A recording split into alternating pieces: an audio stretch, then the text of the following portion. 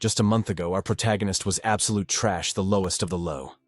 But now, a single casual punch left a grandmaster of martial arts shaking in their boots. This wasn't just about obliterating a monster with raw force. It was the terrifying realization that no ordinary brat should possess this kind of earth-shattering power. Get this, he mastered the breathing technique in 5 minutes flat. While geniuses spent a month just grasping the basics, he ascended to a higher realm before his cup of tea even cooled. But here's the secret they missed. He's the star of this leveling Manhwa saga. A transmigrator armed with a system that guarantees infinite growth as long as he grinds. The downside: the system was boringly basic, until fate threw a talking scam artist cat into his life. That's when he learned the terrifying truth. The god of this world is dead. The creator returned to the void long ago. Now any object touched by his lingering aura transforms into a legendary divine relic. While others worship them, our MC just had to touch them to drain their divinity. He unlocked the cheat code for infinite revival, a far cry from the loser he was 30 days ago. A freak accident isekai'd him here, triggering the ultimate system Manhwa interface. Now, every drop of sweat translates directly into infinite stat points. His presence alone turned the school hallway into a fan meeting with girls fainting left and right. Turns out his grind set was skyrocketing his charisma stat along with his strength. Suddenly, a tennis ball screamed through the air aimed right at his head, but with his new stats, that fast attack moved in slow motion. Snatch. He glared back at the source. That wasn't an accident, it was a declaration of war. His best bud Lee K rushed over, panic written all over his face. Lee K nearly wet himself when he saw who threw it. That wasn't just a student. It was the school's most notorious tyrant, Pei Yuguang. The guy was clearly jealous over some girl. Lee K begged him to get a girlfriend to diffuse the heat, but our MC just yawned. Not interested. It's gym time. Lee K warned him, you can't just lift weights to beat a guy like that.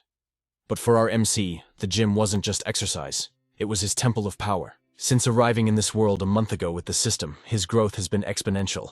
Yesterday's limit is today's warm-up. Grind a skill enough, and boom, a special ability unlocks. But becoming a monster comes with a monstrous cost. His metabolism was burning like a furnace. He opened the fridge hoping for a feast but found only emptiness. Starving, he had no choice but to hunt for grub in the city. He wasn't grinding for clout. He knew his reality, the fifth ring. A chaotic slum surrounding the luxurious inner city where the weak are eaten alive. Graduation was 6 months away. It was do or die. He had one shot to break into the elite inner sanctum. On his way home, a shadow darted from the alley. A stray cat battered and bruised clearly on the losing end of a street brawl. He reached out to help, but the creature collapsed. Then the black cat sighed like an old man. The streets are brutal these days. The MC nearly jumped out of his skin, a talking cat. But as he crouched down, something glittered on its tail. A golden ring. The moment his finger brushed the gold, the system screamed, divine energy detected. Finally, a clue to the true power of this world. 287 years ago, the creator kicked the bucket. The entire human race looked up and watched the heavens shatter. God is dead. Humanity must rise. That became the new era's motto. But our MC, he didn't just want to rise. He planned to take the empty throne. He brought the furball home and offered premium kibble. The cat looked at the bowl like it was poison. Definitely not a normal feline. Fine then. The MC hit the kitchen, firing up the stove. Ding, cooking mastery increasing. The aroma filled the room. The moment the dish hit the table, the cat lost all dignity. Drooling like a fountain, it shoveled food into its mouth with human-like desperation. Thought so. The MC smirked. This was a human trapped in a cat's body, cursed by that mysterious golden ring. Before he could interrogate the cat, the system pinged. Absorption complete. Would he like to activate the Gemini skill? He smashed the yes button without hesitation. A single glowing drop of water materialized, landing softly in his palm. He checked the stats and froze. This wasn't just a skill. It was a miracle. An extra life. If he died, he could choose when to respawn within 7 days. A 3-month cooldown for immortality. That's broken. But the system had a catch. He needed 500 divinity points to fully unlock the passive. His eyes drifted back to the cat's tail. That golden ring was his battery, and he needed to drain it dry. But looking at the creature's wounds, stripping its power now would be a villain move. Even a power-hungry MC has standards. He'd let it heal for now. But there was no way in hell he was letting this treasure chest walk out the door. He rigged up surveillance cameras to monitor the cat's every move. Time to head out and hunt for more divine clues while keeping an eye on his guest. As the door clicked shut, the cat's innocent look vanished into a cunning smirk. Entering the inner city was a pipe dream for slum dwellers. The cost of living alone would bankrupt a tycoon. Yet like moths to a flame, thousands threw their lives away trying to get in. But there was a secret path to citizenship: becoming a martial artist. His thoughts were cut short. A massive bald thug blocked the alleyway. The MC looked up calmly. "Can I help you?" The thug sneered. My boss likes that girl, yet she gave you water this morning. Big mistake. The thug didn't even finish his sentence before thwack. Something invisible slammed into him.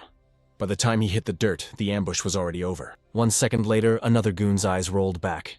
In 3 seconds flat, the entire squad was unconscious. No magic, just pebbles fused with his monstrous strength and precision skill. Simple rocks became lethal bullets. With the minions down, the final boss stepped out Pei Yuguang. A spectral wolf avatar howled behind him, an intimidating sight for anyone else.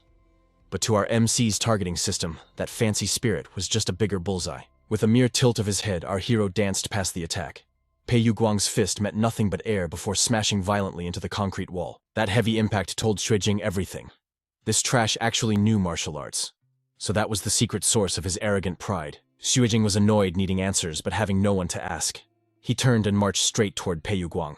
The bully stood frozen in shock right before Xuejing introduced him to a brutal session of friendship building. Trembling in fear, Pei Yuguang begged for mercy, admitting total defeat. Xuejing scoffed.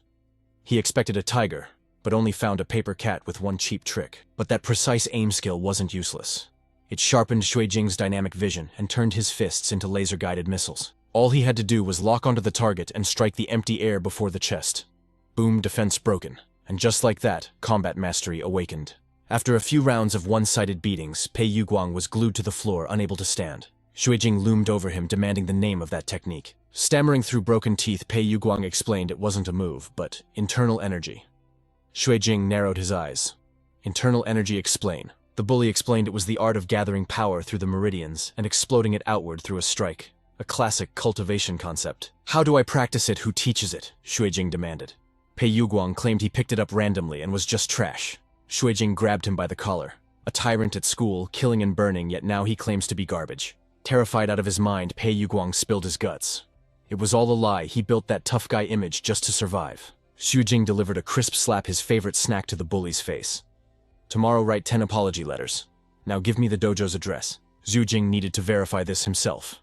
Through combat, his stats were skyrocketing, the classic perk of a leveling Manhwa protagonist. Hours of gym grinding only gave meager points. But one real brawl. The gains were astronomical compared to normal training. More importantly, he unlocked a combat skill.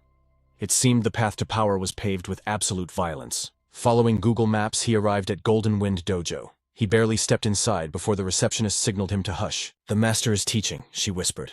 Xuejing looked past her to see students sitting cross-legged on the mats, deep in concentration. The silver-haired master spoke of breathing techniques, activating internal force through breath to fill the body with martial ki. This was the gate to true power. When he heard introductory technique, Xuejing's eyes lit up like stars. This was exactly the missing piece he had been searching for. He asked the receptionist if he could try. As he leaned in, she finally got a good look at him. Damn, he was handsome. Blushing furiously, she stammered, "Sure, just don't push it." Permission granted. Xuejing sat down and mimicked the old master's instructions. The master instructed everyone to focus. The class inhaled in unison. The receptionist crossed her fingers, praying someone would succeed. She thought, "Please let there be a genius or the master will fire me." But 30 seconds in, the students were already dropping like flies. Even the candidate she had the highest hopes for couldn't last past 35 seconds. It was hopeless. Panic set in as the master approached her. "Master, please, give me a few more days. I swear I'll find someone suitable." But the old man walked right past her, his gaze locked on Xuejing. The boy was still breathing. But inside, Xuejing realized this simple technique was actually a beast. Oxygen flooded his lungs like a tidal wave. Without massive lung capacity, this training was a death sentence. Luckily, his enhanced stats kept him in the game. But the true chi building up inside felt like a ticking time bomb ready to explode. Finally, the system chimed, skill acquired, internal energy. He stopped inhaling. The master was instantly at his side. "How do you feel, boy?" "Any pain?" the girl asked anxiously. Pain, Xuejing grinned. He didn't just feel fine, he felt exhilaratingly refreshed. Hearing that, she grabbed his hand, desperate. "What's your name? You have to join the Golden Wind Dojo, please." Suddenly, a crimson light pierced the room. Crash. A dark shadow smashed through the window, a grotesque insect monster. Panic erupted. The master shouted for everyone to run. But the beast sensed fear and lunged straight for the receptionist closest to it. In a flash, Xuejing swept her into his arms, dodging the lethal strike. Her heart hammered against her ribs, wishing this moment would last forever. Because of her swooning, Xuejing received a notification, charm increased by 20 points. Even in a crisis, the system rewards him. Staring at the beast, Xuejing remembered Pei Yuguang's words. Gather power. Explode outward. This was the perfect opportunity to test his new strength. The frenzied monster leaped mid-air. Xuejing reacted on instinct, throwing a punch loaded with raw power. Bam! The impact stopped the beast cold. Xuejing gritted his teeth. Was this thing like a cockroach? Could it survive 300 times its weight? Let's find out, he decided. He focused all his energy into a single point. System alert. Inch force. Activated short-range explosive power unleashed. The giant reptile was blasted backward, dragging across the floor as its exoskeleton shattered into pieces. Xuejing dusted off his hands. Weaker than I thought. The girl gazed at him with starry eyes. So cool. But the master frowned. Releasing that much chi so suddenly could break the boy's body. But the nightmare wasn't over. The beast slammed its legs into the ground, refusing to die. Still want to dance? Xuejing beckoned with a smirk. Come get some.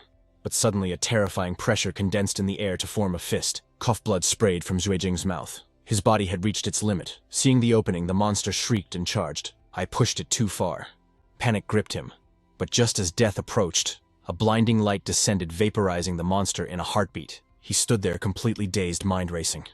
What just happened? Suddenly she raised her hand, commanding the scene. White Fang Unit Captain 838 Shu Ren, taking control. Civilians, clear the area immediately. Xuejing's sharp eyes analyzed her every move. The White Fang Unit, I've never heard of them. But she annihilated that paper doll monster with a single strike. Is everyone in this organization a monster? Shu Ren thought, her gaze lingering on him. This kid. He looks barely 17, yet he pulverized a paper doll with his bare hands. And he's handsome too. I need to find an excuse to recruit him. Without warning, Shu Ren closed the distance, flashing a mysterious business card right in front of Xuejing's face. What's this for? Xuejing asked, confused. Her voice was cool and composed. Sunday, 5 p.m. Come to the address on the card. I'll tell you everything you want to know. He watched her silhouette vanish into the night, bewildered by the encounter. The card read, Qing Cheng Library, 7th floor. Moments later, Ling Ling's voice broke the silence, dripping with admiration. Hey student, are you seriously okay? Let me take you to the hospital for a full checkup. I'm fine, really. Thanks for letting me tour the dojo today. Don't mention it, you have to come back tomorrow. But the master cut in, his voice grave. I'm afraid that won't be possible. This child, his raw power is terrifying for a beginner. A small pond like our dojo cannot contain a dragon like him. A blue screen flashed before his eyes, a classic trope of a leveling manhwa. Fierce battle concluded. Training EXP plus 229. A wave of relief washed over him as his mood lifted. Vitality EXP plus 89. Dueling EXP plus 98. Dual Mastery Level 1, Progress 116,300. Condition met, 1-inch punch. Unlocked. Xuejing stared at the screen, falling into deep thought. The 1-inch punch. Focusing all one's energy into a single point, accelerating to maximum velocity in the shortest distance. An absolute defense breaker that can shatter steel. He tried to gather his chi, desperate to feel that power again. But immediately, a wave of nausea crashed into him like a truck. The master's warning echoed in his mind. Restraint is key. Forget it. Xuejing sighed, exhaustion setting in. No point dying over this. I'll rest tonight and figure it out tomorrow. The streetlights flickered in the lonely alley. As he walked, his mind raced. White Fang Unit, paper dolls. Just how many dark secrets was this world hiding? The library meeting couldn't come soon enough. Suddenly he froze. A light was on in his apartment. He pulled out his phone, eyes narrowing as he checked the surveillance feed from the shadows. Xuejing stormed in. Hey, what were you messing with on my computer just now? Ning Fenghuan played the innocent cat, blinking cutely, but beads of sweat betrayed her. He sighed, too tired to argue. Fine. Keep your secrets. I'll settle the score with you when I wake up. Darkness fell outside, clouds drifting lazily. As he collapsed onto the bed, she watched him closely. What's with him? Her nose twitched. Blood. Her eyes widened in shock. He fought someone. He's my human who dared to bully him. Without hesitation, she pounced onto his chest. Speak, human. What happened? Don't be afraid, I am Ning Fenghuan, the Dragon Sect leader. I'll crush anyone who messed with you. Xuejing stared at the ceiling, utterly defeated. I knew it. You really can talk. His voice was heavy with sleep. Whatever. Let's talk. Tomorrow. Hey, don't you dare ignore me. Wake up and explain yourself, she screamed. But the night passed, and soon the morning sun flooded the room. Xuejing was back to his usual self, chowing down on breakfast with renewed vigor. Ning Fenghuan watched him skeptical. So, you weren't beaten up. You actually defeated a monster. He lowered his gaze, nodding slightly between bites. Ning Fenghuan's fur stood on end. I've never heard of those things infiltrating the city center before. Xuejing smiled warmly, reaching out to pat her head. Thanks for worrying about me, Ning Fenghuan. Snap. The name triggered an explosion. Do not call me Ning Fenghuan. Address me with respect. I am the sect leader. Shui Jing smirked. Understood, sect leader Ning Fenghuan. Since the great sect leader can speak, he leaned in. Care to explain what you were actually doing last night? Cold sweat drenched the cat instantly. Oh, it's called the cattail ring, she stammered. A divine relic. I was researching it. Shui Jing's eyes lit up. So, that's a divine relic. 286 years ago, the creator perished. Legend says the golden lights that fell were divine relics. I've only heard stories. I never thought I'd see one. He frowned thoughtfully. That explains why I could absorb its divinity. Hey, stop squeezing me like a stress ball, she shrieked in embarrassment. Shui Jing coughed awkwardly. So you're figuring out how to use its power? Ning Fenghuan slumped, looking defeated. No. I want to take the damn thing off. Shui Jing blinked, surprised. You know the dragon sect rules this province, she explained. We control the nightlife, the entertainment. We even partner with dojos for pharmaceutical distribution. But we flew too close to the sun. Jealousy breeds enemies. I was ambushed in my own villa, forced into this collar, and cursed into this feline form. By the time I managed to escape, the dragon sect had already fallen into the hands of traitors. I need to remove this ring, regain my human form, and slaughter every last one of them.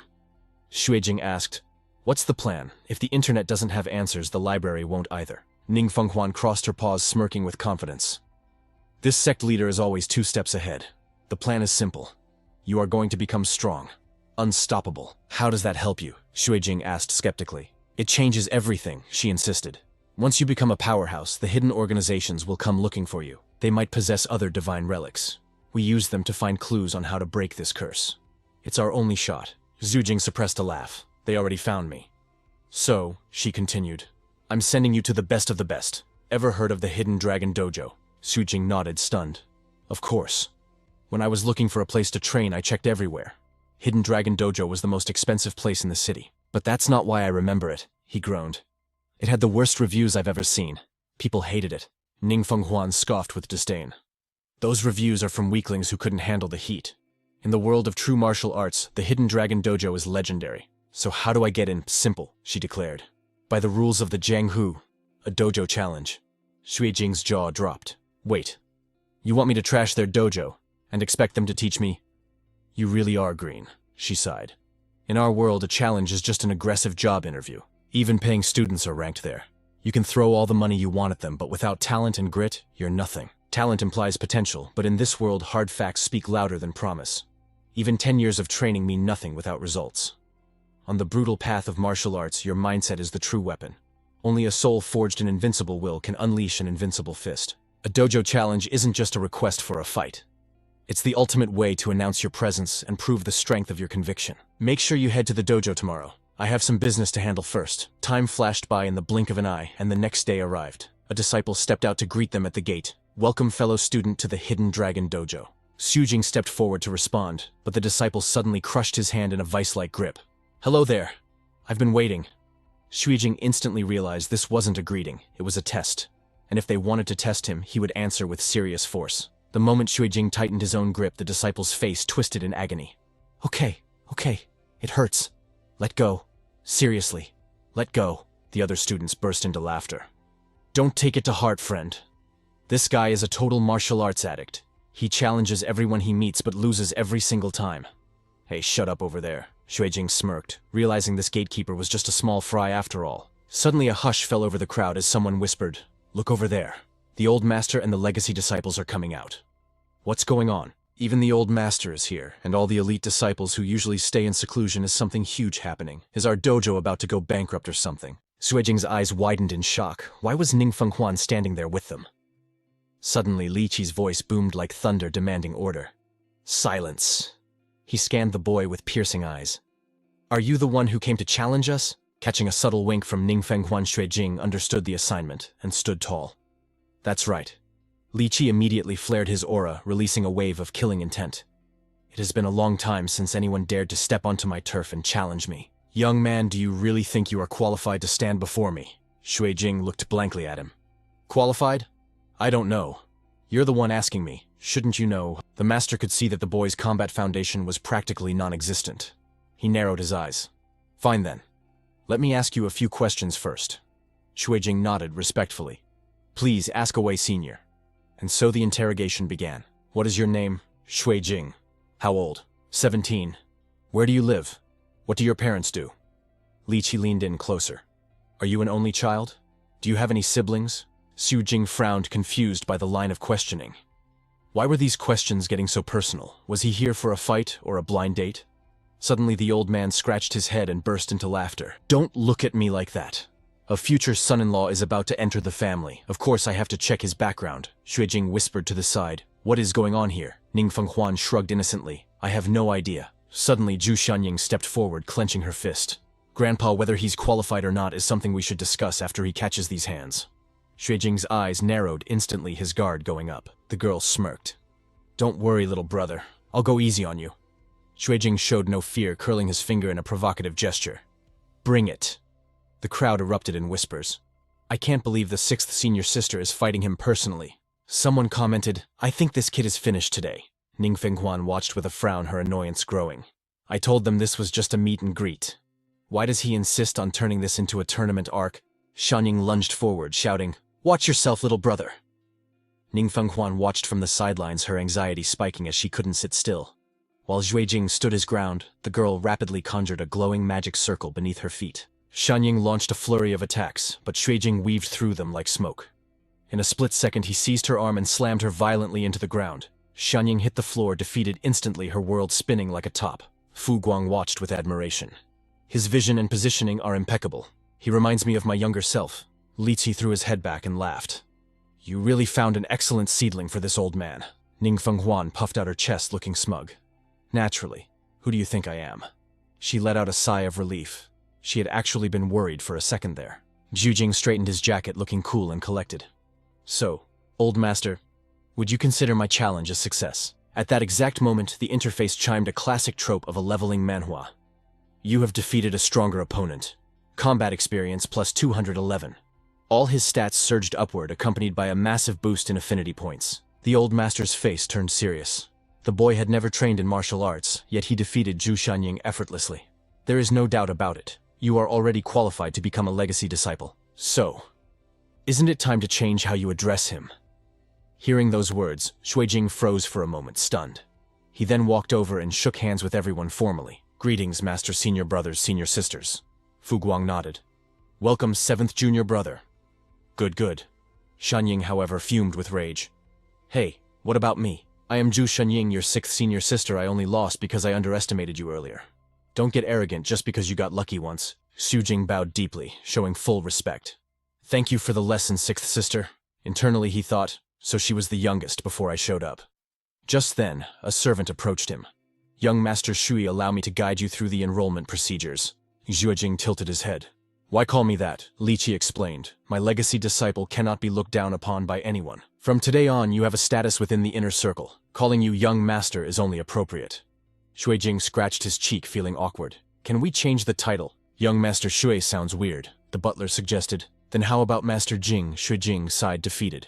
Whatever, as long as you guys are happy. A while later in the break room, Xuejing remarked casually. The challenge wasn't as hard as you said. One move, and she was down. Ning Fenghuan shook her head. You lost the moment you thought that. In reality, she is much stronger than you. But martial arts isn't just about stats. Mindset, condition, information, decisions. Luck itself can become the key factor that decides victory or defeat. He looked surprised. You mean, she lost because she underestimated her opponent? She nodded. Exactly. If she had been cautious and waited for you to move first, the outcome would have been very different. But you won, and a win is a win. There's no arguing with results. A fire ignited in Xuejing's heart. Even so, winning by luck doesn't sit right with me. Looks like I need to train even harder. Then a thought struck him. Oh, right. Where did you go last night? Don't tell me you stayed at the dojo all night, Ning Fenghuan replied. That's right. If I'm bringing someone in, I had to pay my respects to Old Man Li first. Xuejing was curious. Old Man Li. Ning Fenghuan stretched her limbs and explained. Back in the day, he almost cuckolded my grandfather. Xuejing thought to himself, so he was basically a homewrecker. Just then a servant approached. Master Jing, here is your identity card. Simply swipe it at the gate tomorrow. The system Manhwa interface flashed, charm plus 20. Xuejing nodded. Thanks. The next day, whispers filled the halls. I heard this kid has been training here all night. On his status screen, all his experience points were rising rapidly. Others watched in awe. That long his stamina is terrifying. The system continued to ping. Inner force leveled up to 2. Massive affinity gained. Charm plus 35. Right then Li Qi shouted, "Don't stop, keep pushing. You're almost there. Don't let all your effort from last night go to waste." The system chimed again. Inner force experience plus 99. Level up, congratulations. Inner force reached level 30 out of 500. Moments later, Zhui Jing collapsed to the floor, panting in total exhaustion. The old master laughed heartily, looking delighted. "I have taken many disciples in my life, but you are the strongest yet.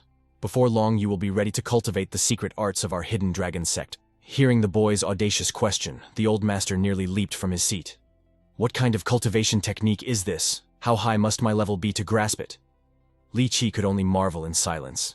This kid wasn't just eager. He was a total martial arts maniac. The master extended a weathered hand, commanding him to grip it tight.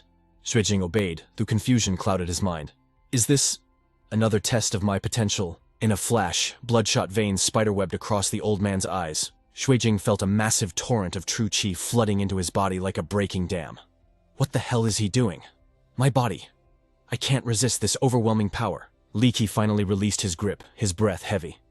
"Tell me, disciple, what sort of physical training have you undergone?" Xuejing stammered, caught off guard.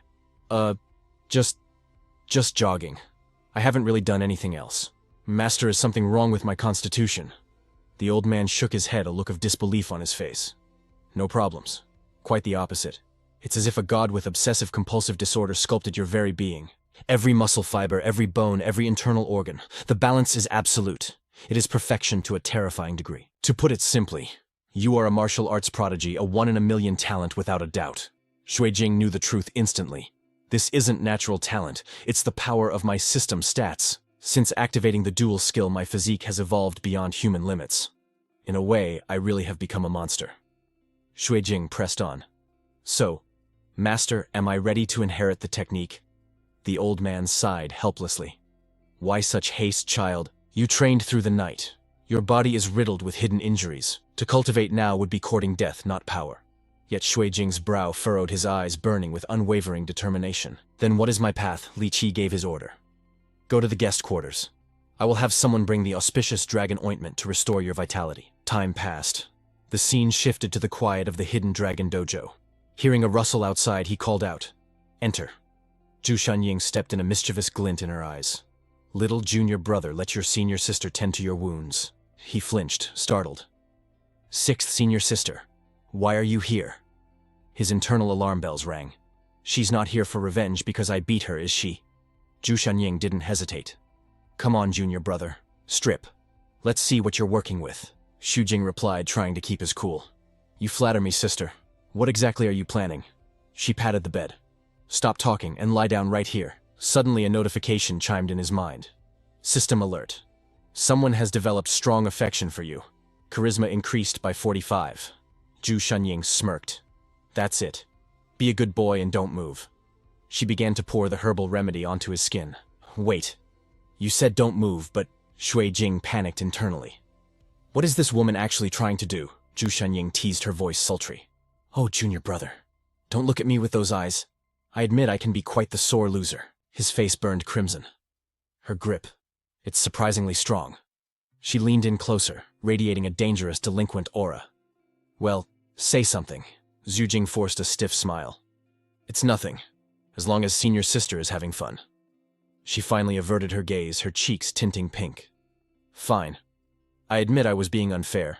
I lost to you because I was careless, yet I still wanted petty revenge. I just wanted to tease you a little." System alert favorability has increased. Her voice softened into a plea. "You won't be angry with me, right?" He sighed.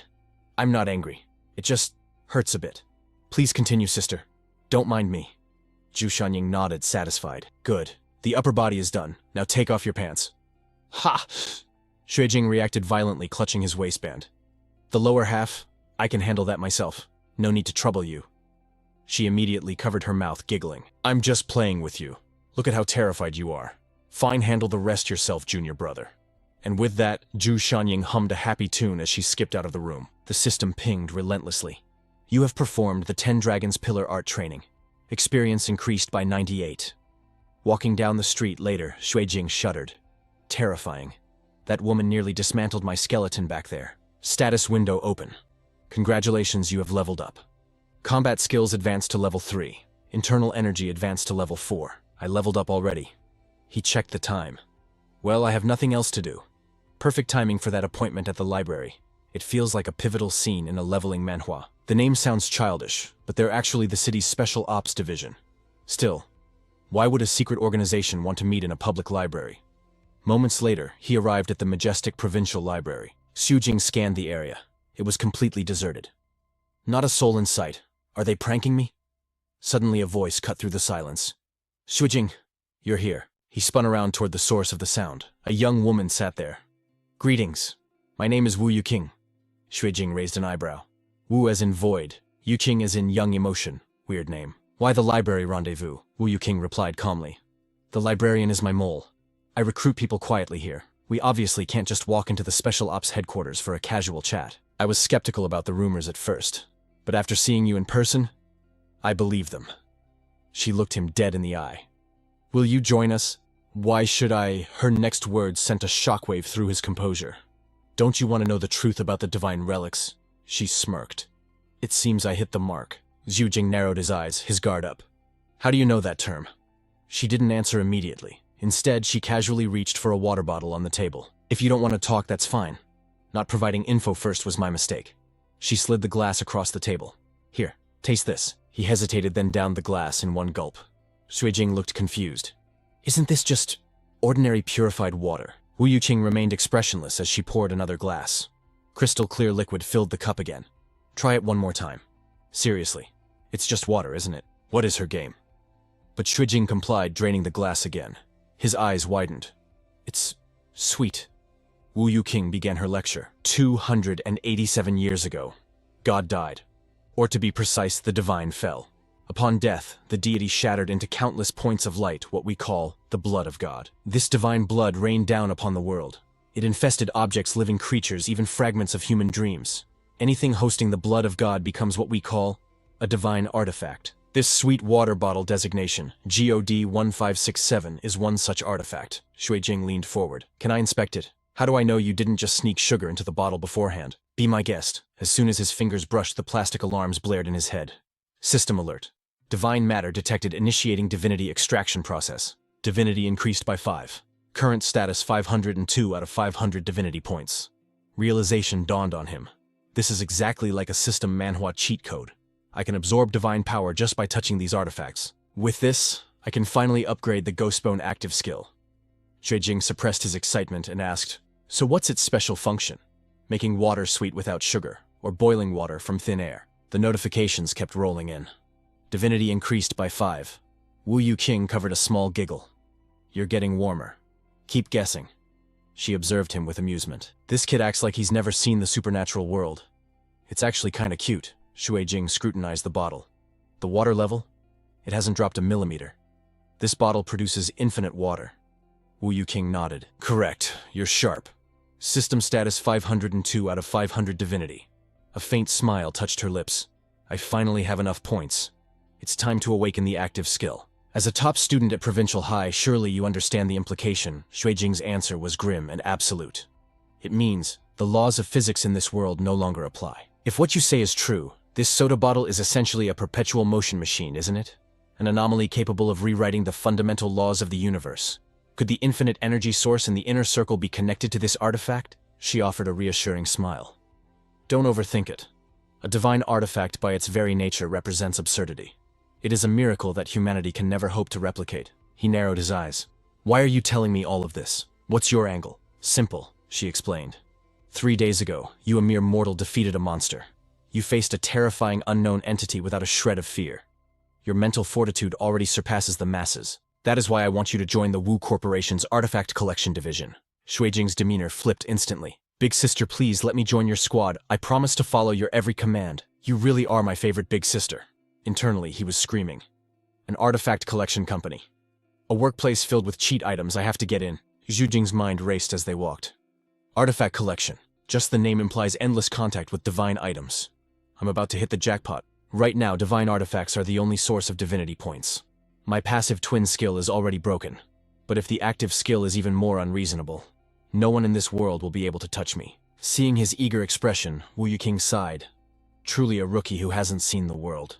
She unzipped her bag and pulled out a document. Read the contract first. If there are no objections, sign it. He scanned the pages. It looked like a standard labor agreement, except for a strict confidentiality clause. Is this job dangerous? He asked. Wu Yuqing clarified. Divine artifacts are ranked A, B, C, and D, based on their danger level. Since you're a new hire, the company will only assign you D-rank missions. Follow the procedures, and you'll be perfectly safe. Only after you mature will you handle the real threats. His curiosity piqued. What about A rank? Don't worry about those for now, she assured him.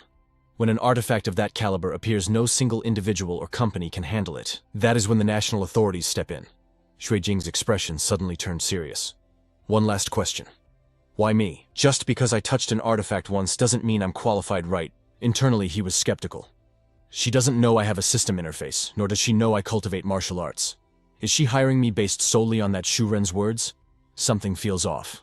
Wu Yuqing shook her head calmly. You are mistaken about one thing. You didn't touch the artifact. The artifact touched you.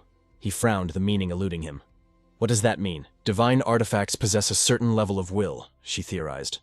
They actively approach those who attract them, and there is a rare breed of humans capable of naturally attracting these items. I am one of them.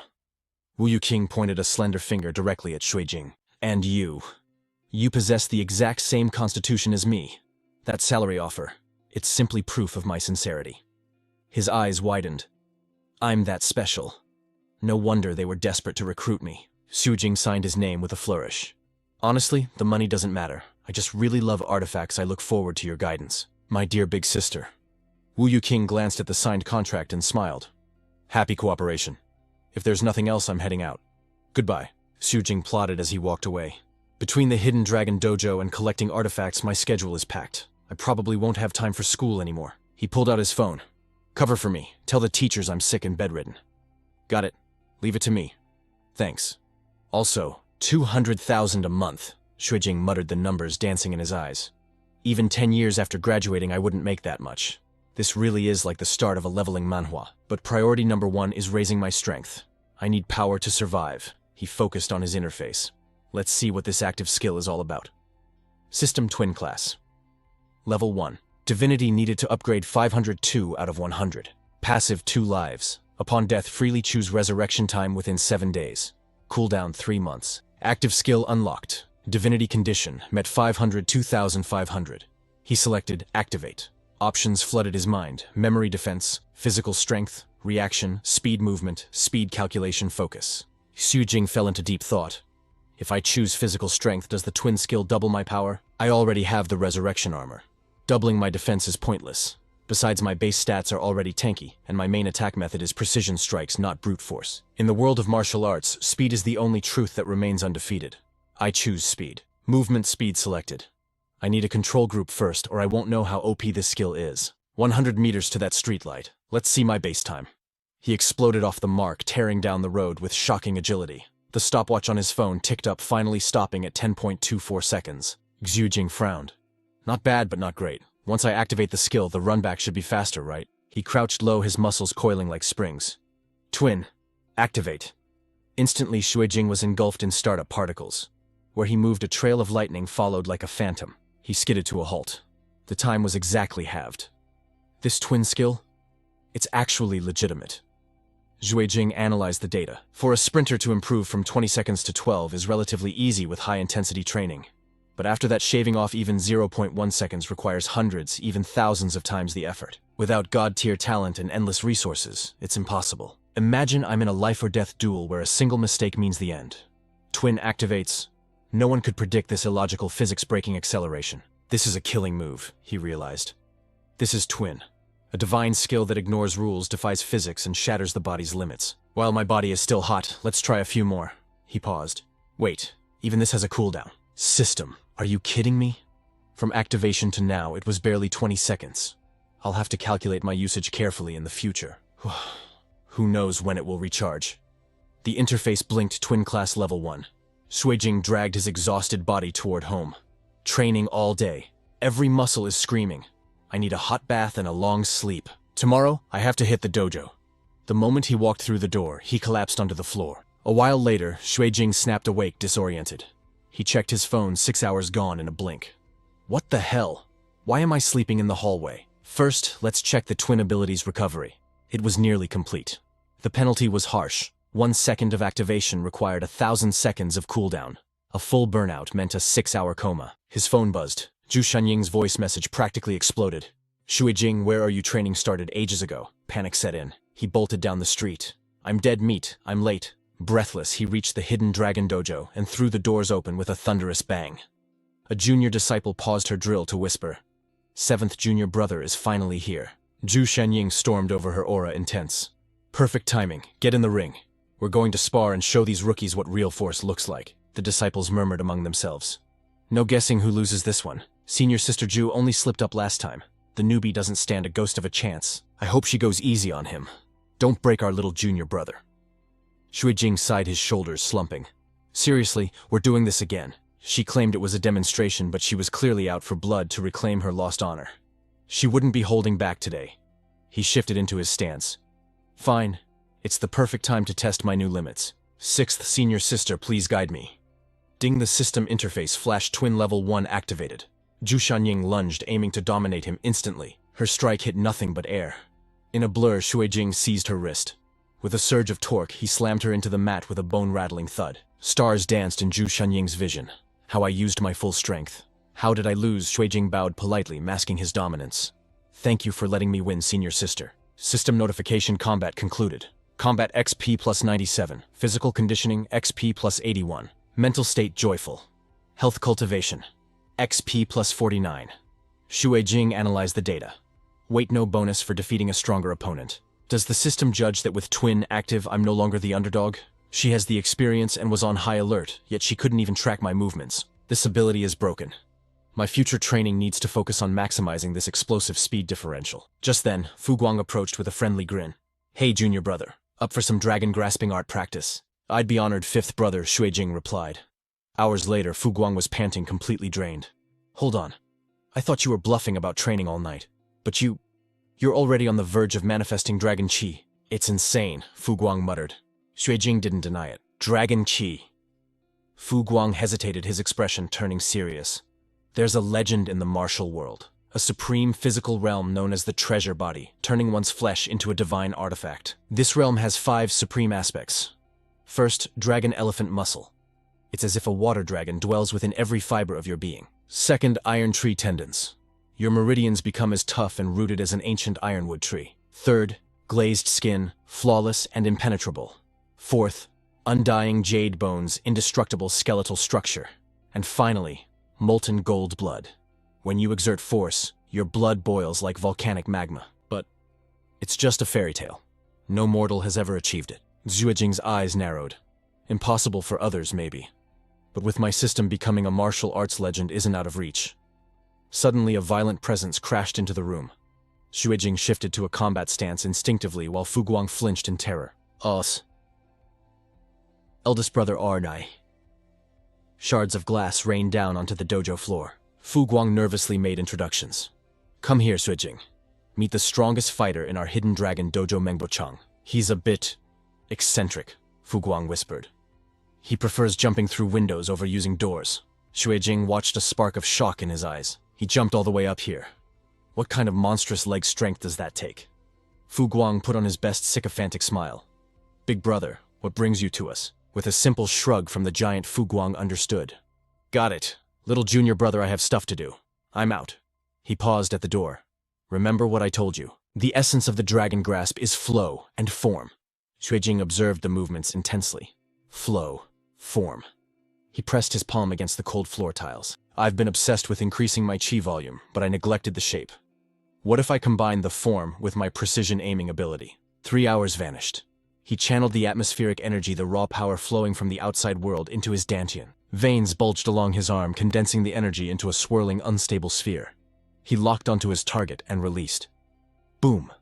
A shockwave tore through the training hall. Xuejing stared at his hand. That hit way harder than flicking pebbles. Suddenly, slow rhythmic clapping echoed from the shadows. Master Lichi stepped forward. I knew your body was gifted, but I didn't expect such talent in chi manipulation. He produced a glowing pill. Swallow this. Shui Jing tossed it into his mouth without hesitation.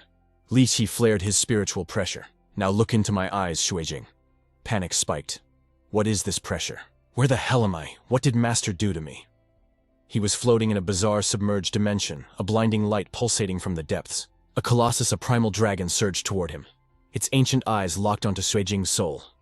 In that instant, Shui Jing's own eyes ignited with crimson fire. He looked down at his arm in horror. What is happening to me? Agony split his skull. The qi inside him was rampaging like a wild beast. Is this the pill's effect? He forced himself to breathe. Calm down. Stabilize the flow before it tears you apart. His face flushed with heat as he compressed the energy. This sensation, it's incredible. All distractions are gone. In the blinding void, a massive dragon claw materialized. He tuned into the dragon's presence. I just need to focus. Cultivate this power. Fractures of light shattered the darkness. As his eyes snapped open, a blue screen appeared. Visualization skill. Unlocked. This was the peak moment of an awakening Manhwa. He blinked, finding himself back in the dojo. Why am I back? Li Qi smiled grimly. If you stayed any longer, your qi would have been completely drained. To manifest dragon qi on your first attempt, you're a monster, Shui Jing. Shui Jing tilted his head. Master, what exactly is dragon qi? The old master explained the secret. The so-called dragon qi, simply put it, is raw emotion. Think back. When rage consumes you, do your strikes not carry the weight of mountains? When fighting for survival, does power not surge through your very veins? In our hidden dragon school, we call the art of igniting these emotions dynamic qi. Conversely, the iron will to suppress and control them is known as static qi, to fuse the dynamic and the static. That is the path to invincibility. Shui Jing's blood pumped harder with every word. But how could one master such a paradox? Master Li Qi stroked his beard, a knowing smile playing on his lips. The answer lies within you. Do not ask, perceive. The young disciple paused, a spark of realization in his eyes. He had grasped the essence, a state of mind untethered by distraction. Shui Jing shut his eyes, diving into the abyss of his consciousness. Suddenly, memories from his past life flooded back clearer than crystal, merging with his present reality. Problems that once stumped him in university now unraveled like child's play. It wasn't just memory. His cognitive faculties had evolved. As expected of a protagonist in an awakening manhwa, his intellect was sharpening alongside his strength. But the old master's voice cut through his thoughts. Do not get arrogant. That is merely the tip of the iceberg. Shui Jing stared at his palms. Mundane distractions no longer swayed his heart. His imagination had become a weapon. In his mind's eye, a colossal dragon materialized, every golden scale, every strand of its mane rendered in terrifying high definition. Was this the true essence of visualization arts? Master Li Qi shook his head. Theory is useless without blood and sweat. You must experience it in the crucible of combat. Qingjiao, get over here and spar with the boy. The fourth sister appeared, still chewing her meal crumbs, clinging to her lips, looking completely unbothered. The master declared her force control superior to all other disciples, even better than her father's. Shui Jing scanned her slender, beautiful frame skeptically. Could such a delicate figure truly hold such monstrous power? How would she fare against the sixth sister? Qingjiao calmly extended a hand, a silent provocation. Shui Jing didn't hesitate. He lunged forward like a striking cobra. Forgive me, fourth sister. Bam. Before his attack could even land, an invisible wall of force stopped him dead. The master laughed heartily. Your killing intent is leaking everywhere, boy. Does she have sensors sharper than your own golden finger? She nonchalantly dusted the speck of dirt from her hands, eyes calm as a still lake. Shui Jing gritted his teeth, forced his breathing to steady, and prepared for round two. Again he charged. His mind raced with dark strategies. Honor. Forget it, I'll use every dirty trick in the book. In the world of martial arts, the victor is the one left standing. The loser eats the dirt. But it was futile. Every feint, every cheap shot, she read him like an open book. Shui Jing hit the ground again, wiping sweat and grit from his brow, refusing to yield. The training hall echoed with the rhythmic sounds of violence. Thud, smack, crash. The brutal symphony continued until the sun began to bleed into the horizon. He dodged, wove, and struggled, while she unleashed a relentless storm of attacks. Then, a miracle. His hand connected with Qingjiao's body. The impact forced her to slide back a considerable distance. Shui Jing stared at his fist in disbelief. That sensation. It felt different. Master Li Qi stepped in, placing a gentle hand on Qingjiao's back to steady her. That is enough for today. The girl is hungry. Fighting on an empty stomach benefits no one. Go rest, Qingjiao. As she walked away, Shui Jing wiped his drenched face, a sudden question forming. Master, why hasn't fourth sister spoken a single word? A shadow crossed the master's face. She endured a hellish childhood. It is a story too heavy for a single evening. I will tell you when the time is right. He shifted the subject. Now tell me. How do you feel? Did the training bear fruit? I'm exhausted, Xuejing gasped. Suddenly, the blue interface of his system Manhwa ability flashed before his eyes. Stamina level 5, 8, 20, 2000, recovery level 3, 4, 68800, agility level 5, 699, 2000. He had never felt this drained in 2 lifetimes, yet a strange, intoxicating euphoria bubbled within him. Fourth sister is a monster, he muttered. 4 hours with her gave me more XP than weeks of solo grinding. I need to cling to her golden thighs if I want to survive.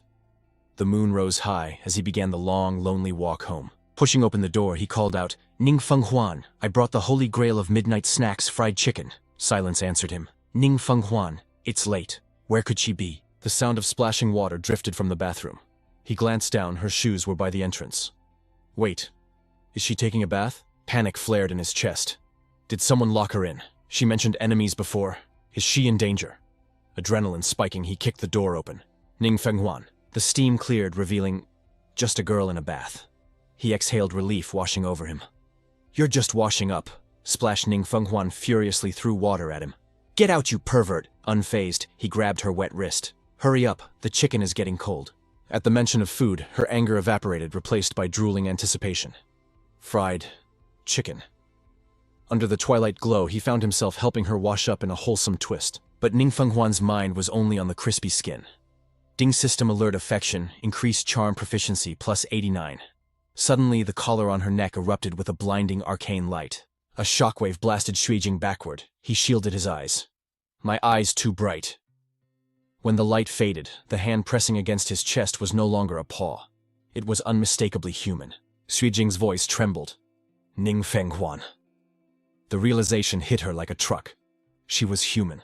And she was exposed. Screaming, she covered herself. "Don't look.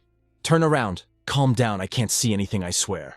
He clamped his hands over his eyes, turning his back. Her face burned with the heat of 1,000 suns. "You liar!" "I'm a man of my word," Xuejing insisted.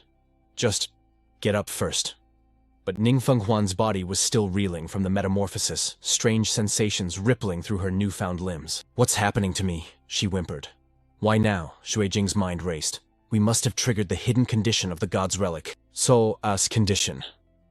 She paused, her eyes inadvertently landing on Xuejing's wet shirt clinging to his chiseled abs. Her heart did a traitorous flip.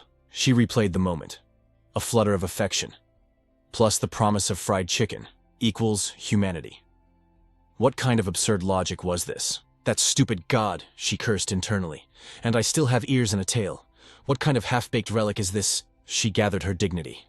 "Listen to me, don't get any funny ideas. This is just an accident." Her voice died in her throat as she realized the precariousness of their position. Her gaze drifted downward, her eyes widened. "You! How dare you!" Xuejing groaned, his voice strained. "Biology is not something I can control with willpower alone. If you don't get off me right now," he warned, sweat beading on his forehead, "the beast within is going to wake up, and I don't mean the dragon chi," Ning Fenghuan shrieked. "Warn me sooner next time." "My tail is stuck. Keep your eyes closed." She tried to scramble away, but the wet floor had other plans. Slip. Gravity was a cruel mistress. She tumbled straight back onto him. "Ning Fenghuan."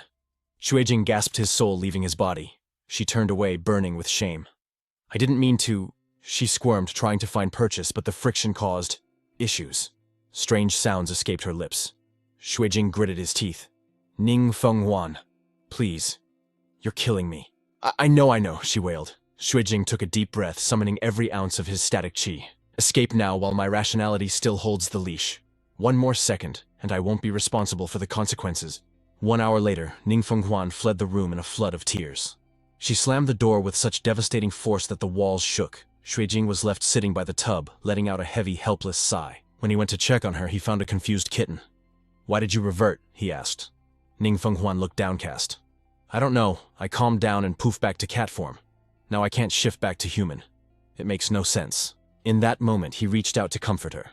But the traumatized kitty dodged his touch and scampered away, still reeling from the embarrassment. Xuejing withdrew his hand. "Makes sense. After that incident, she needs space." He cleared his throat. "Ning Fenghuan, I know someone who is an expert on divine relics. I'll visit her tomorrow to explain the situation."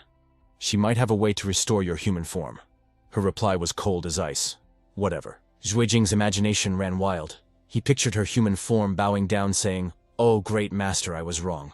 But in reality, Ning Fenghuan was just sitting there giggling to herself like a maniac. Zhui Jing could only sigh at his own helplessness. The next morning, golden sunlight flooded the room, bringing a sweet notification from the system. Early riser bonus health experience, points plus 38. Health cultivation level 3 out of 800. A satisfied grin spread across Zhui Jing's face as Ning Fenghuan slept soundly beside him. Suddenly his phone buzzed, shattering the peace. He sat up. It was a message from Wu Yuqing. Emergency. Come now. Zhui Jing's eyes lit up finally, some real action in this leveling manhwa. He arrived at the city library rendezvous point, scanning the crowd. Where is Wu Yuqing? She said it was urgent, but I don't see her anywhere. The only person nearby was a plain girl with thick glasses. Suddenly, Zhui Jing's gaze locked on her. Wait, that boring-looking girl was actually Wu Yuqing. She offered a gentle smile and removed the frames. Impressive perception, she praised. Most people look right through me, but you found me instantly. A flush of embarrassment colored Yuqing's cheeks, matching her new lipstick. She coughed awkwardly to snap him out of his trance. Zhui Jing quickly looked away, playing it cool. Behold, divine relic number 1280, she explained. These glasses suppress the wearer's presence to 0. They make you practically invisible to the naked eye. Is that it? He asked skeptically. But his internal interface chimed, divine material detected absorbing divinity. 6%. This was a classic system manhwa moment. It's not just stealth, she revealed. The longer you wear them, the more presence you accumulate. Take them off and that suppressed charisma explodes outward like a blinding supernova. Zhu Jing sighed. So I haven't suddenly become a superstar. It's just the glasses hacking reality. That's disappointing. He shifted gears. Anyway, didn't you say there was a job for me? Read this first. She slid a file over. It's a rank C retrieval mission. Normally, I wouldn't give this to you, but the target is Relic 1105, the Crown of the Villainess. It amplifies the user's primal desires. The current host is a woman named Lu Huying. The crown drives her to possess any attractive male she sees. She's completely enslaved by an uncontrollable lust for power and men. Zhu Jing put on the glasses. So, this relic is essentially made for me. She nodded. Exactly. Your base stats are already high. Wear these to charge up, then take them off to unleash a charisma bomb on Lu Huying. When her senses are overloaded by your charm, you can easily snatch the crown of the villainess. It's the only way to reset her to normal. You are the only one suitable for this retrieval, Zhui Jing face-palmed. So basically, I have to use a honey trap. This feels like a weird twist in a manhwa recap. But honestly, he didn't mind. Absorbing divinity, 41%. He was draining 2 relics at once. His growth rate was going to be legendary. These glasses are great, he mused. If I wear them for 10 or 15 years, and then take them off, well, wouldn't I basically become a god walking on Earth? Yuqing stared blankly. Zhui Jing, he coughed. Just kidding. Wait, are these yours? Of course not. I rented them from another retrieval company. Zhui Jing blinked in surprise. There are other companies. I thought we were the main characters. I never told you. Yuqing looked surprised. You seem to think our company is some mysterious elite organization. I hate to break it to you, but we're just one branch. Don't get me wrong. We deal with supernatural items, sure. But functionally, we're basically glorified street sweepers. Zhu Jing paused, stunned. Street sweepers. That sounds incredibly uncool for an awakening manhwa protagonist. Yuqing smirked. There are thousands of known relics in the world, she reasoned. They spawn randomly everywhere. One company can't possibly manage the chaos alone. Plus, the mortality rate is extremely high. It's not exactly a job people line up for. So we work with rivals, he asked. Not exactly, she corrected. The government effectively outsources the dirty work to us. Some companies are ruthless profit seekers who will do anything for money. If you meet agents from other firms, watch your back. A cold sweat ran down his spine. Got it. Now let's test this charisma bomb effect. He whipped off the glasses, revealing his perfectly sculpted face. Thump. Yuqing's heart skipped a beat. System alert. Target affection increasing charm, plus 19. Zhui Jing smirked. Looks like it works perfectly. Later, amidst the city traffic, Zhui Jing reviewed the mission data in the back of a taxi, his focus razor sharp. He analyzed the target. Lu Huying, territory South City Club B nightclub district. She operates like a classic mafia queen, he thought. The file stated that Lu Huying used the crown's physical buffs to build her own territory, the Rose Gang. A tyrant in the making. She sustains her power by draining the vitality of countless men while the crown feeds her insatiable hunger. The stronger her desire grows, the more terrifying her physical strength becomes. It's an infinite stacking loop. If no one stops her, the crown's power will grow forever. He had to remove that artifact to break the curse. The automated voice chimed, "Arriving at South City. Please exit via the rear door." Absorbing divinity. 79%. His power was surging. Inside the district, chaos reigned. Lu Huiying swung a massive steel weapon, laughing maniacally. The thrill of absolute freedom, it's intoxicating. I do what I want. Anyone who opposes me dies. Xuejing watched from the shadows, unimpressed. She acts like a bratty teenager. Then he saw at the glint of the crown. Target acquired. The manager stepped forward with a fake smile. Lu Huiying leaving so soon? She scoffed, her annoyance visible. Who said I wanted to leave? Where are your two boys hiding? He replied calmly. Which one do you need? I'll summon them immediately. Lu Huiying's expression turned vicious. Which one? I want both of them. Watching from the shadows, Xuejing thought, does she expect me to seduce this old cougar? I'd rather die right here. The crowd of thugs roared with excitement. Brother Duan is finally making his move. That witch Lu Huiying is dead meat. Xuejing realized the situation. A vendetta. I better stay hidden and watch. Kaiping stepped forward and bellowed, Lu Huiying, I hear you've been acting like a queen lately. She looked down at him with pure disdain. Who are you supposed to be? A subordinate trembled as he introduced him. Boss, that's Duan Kaiping of the Blade Sect. He's the one who crushed our guy. She scanned his physique with a predatory gaze. Not bad. Your body is quite fit. Want to have some fun with Big Sister? Rage twisted Kaiping's face. You filth! Kaiping launched a fist forward. Give back our territory, don't you dare dodge, you old hag. Xuejing analyzed the battlefield. So the Rose Sect stole the Blade Sect's turf. Just another day of gangs slaughtering each other for power. The mob screamed, get them, don't let them escape, Rose Sect charge. In seconds, the street erupted into a symphony of chaotic violence. Lu Huiying screamed in horror. Xiaobao! A voice cried out from the chaos. My son!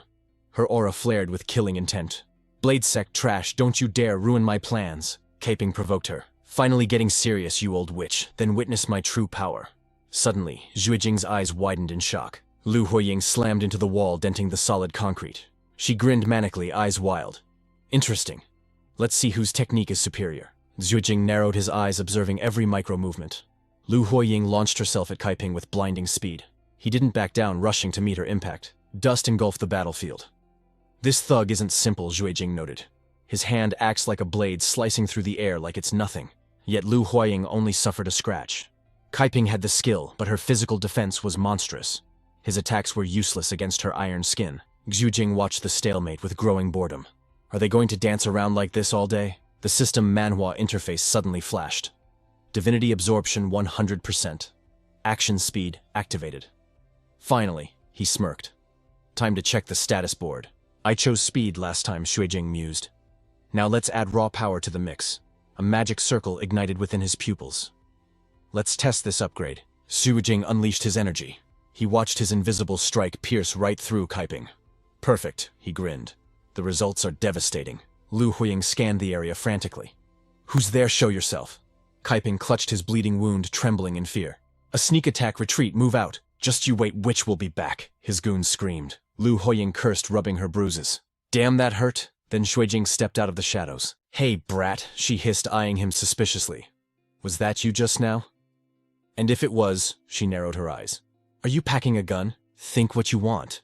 He shrugged indifferently. But I don't need weapons for you. She fights like a brawler, he analyzed. Zero professional training. Her gaze bore into him, unblinking. Fine. I'll crush her head on. No need to sacrifice my dignity with a honey trap strategy. If things get hairy, I'll just remove the limiter glasses, she scoffed, looking him up and down. You think a little boy like you can handle me? Maybe in bed, sure. Ignoring her, he closed his eyes, inhaling the dense spiritual energy. Lu Huiying froze, confused by his sudden calmness. Is this kid actually dangerous? She gritted her teeth, raising her guard. Who the hell are you? His aura exploded outwards, shaking the air. Me, you can call me Xuejing. The system chimed in his mind, twin state activated. He vanished, reappearing as a streak of light that tore through the air. The sheer pressure warped the space around them. Her eyes bulged in absolute terror. Explosions bloomed like deadly flowers sweeping across the street. He clenched his fist, unleashing a barrage of devastating strikes. Thousands of invisible blades slashed her skin. The clash sent shockwaves through the alley, bringing down debris like rain. The dust settled. Xuejing looked at his reddened hand. She's tough as nails. Passers-by gasped. Is this a movie? Look at that wall. Is she dead? Is this guy the protagonist of an awakening Manhwa? Even Kaiping got wrecked, but this kid is dominating her. A hand burst from the rubble. Lu Huiying rose, radiating pure fury. You little... Dark energy began to swirl ominously around her crown. Killing intent flooded her voice. You've signed your death warrant. But Shuijing only grinned, blood pumping. Now this is a real fight, she charged. I'll turn you into ground beef. She swung wildly, but he weaved through the attack like smoke. Her eyes went wide with shock. Bam! A high kick connected squarely with her face. Blood sprayed like mist. She clamped her jaw shut, eyes burning with humiliation and rage. She screamed like a banshee. You're dead, you can't escape! Suddenly he raised a hand and she froze in her tracks. A magic circle flared in his pupils. With a casual motion, he flicked her right on the forehead. She stumbled back, clutching her face. My eyes, I can't see. Master always said Shuijing thought there's no shame in fighting dirty. Victory is all that matters. History is written by the victors. Gender doesn't matter. He noted coldly. Everyone has a weak point. A swift strike sent a tremor through her entire body. He raised both hands, gathering momentum for the finisher. With merciless force, he brought a hammer fist down onto her skull. She face-planted into the concrete, unconscious. Her tiara rolled away with a metallic clink. Shuijing adjusted his glasses calmly, ignoring the terrified crowd. He picked up the tiara. The system interface pinged item villainous crown. Divine material detected. Extracting divinity. He snapped a photo for proof and hit send to Wu Yuking. Mission accomplished. Glancing at her unconscious body, he sneered. Try not to suffocate in the dirt. As for the villainess who claimed the crown of evil, let the very victims she tormented decide her punishment. The system chime rang out, absorbing divinity 33. 39 out of 100. He realized the absorption speed had skyrocketed. What lies beneath this place? Just then a voice cut through the silence. Hey brat. Shuijing spun around, his eyes widening. Shu Ying-kun emerged from the shadows, demanding the item. Hand it over. Trash like you has no right to touch that. Shuijing tightened his grip. Like I'd let this guy interrupt a critical moment in this leveling manhwa. Zhu Jing's voice remained calm. And if I refuse, murderous intent exploded from the man like a storm. Then you're courting death, kid. Data flashed in the enemy's eyes, analyzing Shuijing, 16 or 17 years old, living in the slums yet evaluated at level 2. He scoffed. Still too weak. Shu Ying-kun stepped forward, menace radiating from him. I'll give you one last shot. Bam! A vicious kick slammed directly into his groin. You despicable martial artist, Shu Ying-kun roared, pain contorting his face. Always using such dirty, underhanded tricks, how could I not guard against it? Shuijing bolted. Who walks around guarding their crotch 24/7? Are you some kind of pervert? The man bellowed. Stand still, I'm going to slaughter you. Shuijing analyzed him while sprinting. Is this guy a manager from a rival reclamation agency? His body is strange. It feels like a patchwork of mechanical parts. Behind him, Chu Ying-kun pursued with the tenacity of a rabid dog. Massive mechanical hands snatched at the air, trying to crush Shuijing. But the protagonist weaved through the attacks with agile grace. Furious at the chase, Chu Ying-kun clicked his tongue, his eyes glowing a demonic red. Shuijing assessed the threat. This guy's reserves are deep as the ocean. I can't drag this out. System alert, absorbing divinity. 81 out of 100. Suddenly, Shuijing braked, raising his guard, just as a fist smashed through the wall. The impact sent him flying, crashing through layers of concrete. Shuijing gritted his teeth amidst the rubble. Running is useless. He'll catch me eventually. Simultaneously, the system Manhwa interface flashed. Absorption complete. Skill Shadow Flame unlocked. Activate. Shuijing didn't hesitate. His finger tapped the screen. Chu Ying-kun strolled over, arrogance oozing from him. Hand it over. I'll only break your limbs and spare your pathetic dog life. Suddenly, a hand phased through the solid rock, aiming straight for him. Chu Ying-kun unleashed a wave of killing intent, his eyes widening. A dark envoy. Shuijing's hand emerged from the fissure. Are you referring to me? Chu Ying-kun recoiled, clutching his neck. Who else could it be? Black miasma swirled around Shuijing's hand, igniting into a pitch-black flame. He crushed the stone into dust. Shuijing realized the truth. I'm facing someone who knows about the Shadow Flame reward, and the divinity required to upgrade was 39 out of 10. He saw the black fire and immediately made the connection. What is the link between us? What does reward recipient truly mean? Seeing Chu Ying-kun try to sneak away, Shuijing's eyes narrowed. Oh no, you don't. He swung his arm, unleashing a torrent of black gas. Chu Ying-kun stumbled, terror flooding his face. Stay back, get away. Shuijing looked at his hand, puzzled. I only just thought about attacking, and the shadow flame lunged on its own. Is this some kind of auto-targeting system? Chu Ying-kun screamed as he fled. Shuijing watched with cold, predatory eyes as the black smoke snaked into the man's nostrils. The enemy's eyes watered uncontrollably. Ugh! Shuijing raised an eyebrow, intrigued. Oh! Chu Ying-kun's eyes bulged, his mouth agape in silent agony. Zhu Jing stared for a moment, then abruptly turned away, retching violently. The battle was over. The system pinged. Victory achieved. Overcoming a stronger opponent. Combat experience plus 452. Combat experience plus 633. Victory achieved. Overcoming a stronger opponent. Combat experience plus 422. Combat experience plus 558. Physical conditioning leveled up to 6. Progress 28 out of 3000. Preservation arts leveled up to 4. Marksmanship up to 4. Close combat up to 4. Energy manipulation up to 5. Skill acquired Shadow Flame. Xue Jing knelt beside Chu Yingkun's corpse. Something sparkled within the chest cavity wreathed in black mist. This guy was expensive. Full synthetic skin body. Extremely durable. The fire only left a mark after burning for so long. If I hadn't destroyed him from the inside out, he would have been impossible to kill. He picked up a stone from the scorched earth. The stone looks intact, but it crumbles to ash. It seemed the Shadow Flame's damage output depended entirely on the target's durability. No signs of carbonization, and it's cold to the touch. This isn't normal fire. The flame vanished from his hand. The system description was clear. Shadow Flame is converted from darkness itself. Less darkness means a weaker flame. So, the larger the shadows, the more fuel for the Shadow Flame. The black mist faded completely. Xue Jing blinked. Wait, did I use it all up? No low mana warning, no cooldown timer? He sighed, shaking his head. Whatever. I'll figure it out later. Right now, I need to explain this mess to Wu Yuqing. Meanwhile, in a high-rise overlooking South City, a red thorny artifact pulsated under a veil of black smoke. Zhongji stared at the artifact, stroking it gently. Duan Kaiping, do you know why I summoned you? The bandaged man knelt on the floor, trembling. I know, Master. You explicitly warned me not to cause trouble recently, yet I failed you. Zhongjai vanished, reappearing instantly. He gripped Duan Kaiping's skull, lifting his face. If you knew, why did you still disobey? His voice dropped to a terrifying whisper. Are you tired of living? Do you wish for death? Duan Kaiping slammed his head against the floor. Master, please, this disciple was wrong. Spare me. Zhongjai turned away. Fine, stand up. What of the 2 units we deployed? I heard they were destroyed. Duan Kaiping hesitated. It was the White Fang organization. But reports say 1 unit was critically damaged by a teenager. Zhongjai's eyes narrowed, veins bulging on his forehead.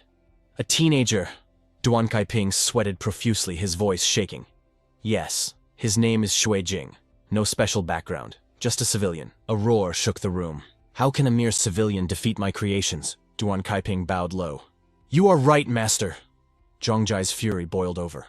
Those experiments may be imperfect, but they are not trash to be humiliated by a filthy mortal. Capture him. I will personally offer him as tribute to the great 1,000-legged mother. His twisted grin widened into a nightmare. With his flesh, she will birth a legion of superior offspring. And one day, this entire planet shall kneel before me. Star City Library. Xue Jing closed his eyes, his mind racing. I caused such chaos during the mission. How will Wu Yuqing handle this? He sighed. Useless to worry now. Worst case scenario, I'll work off the debt. Ding. The elevator doors slid open on the 7th floor. Yuqing bowed deeply, her voice trembling. I am truly sorry.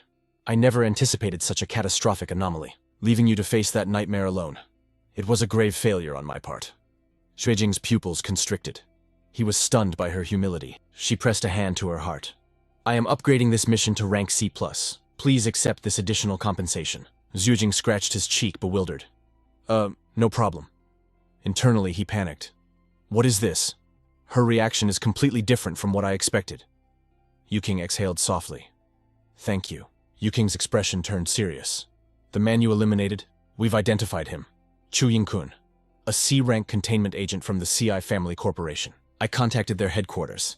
They claim it was a rogue action, completely unrelated to their organization. Xue Jing sat down, skepticism written all over his face. A rogue action, he pointed at the dossier. He was a man.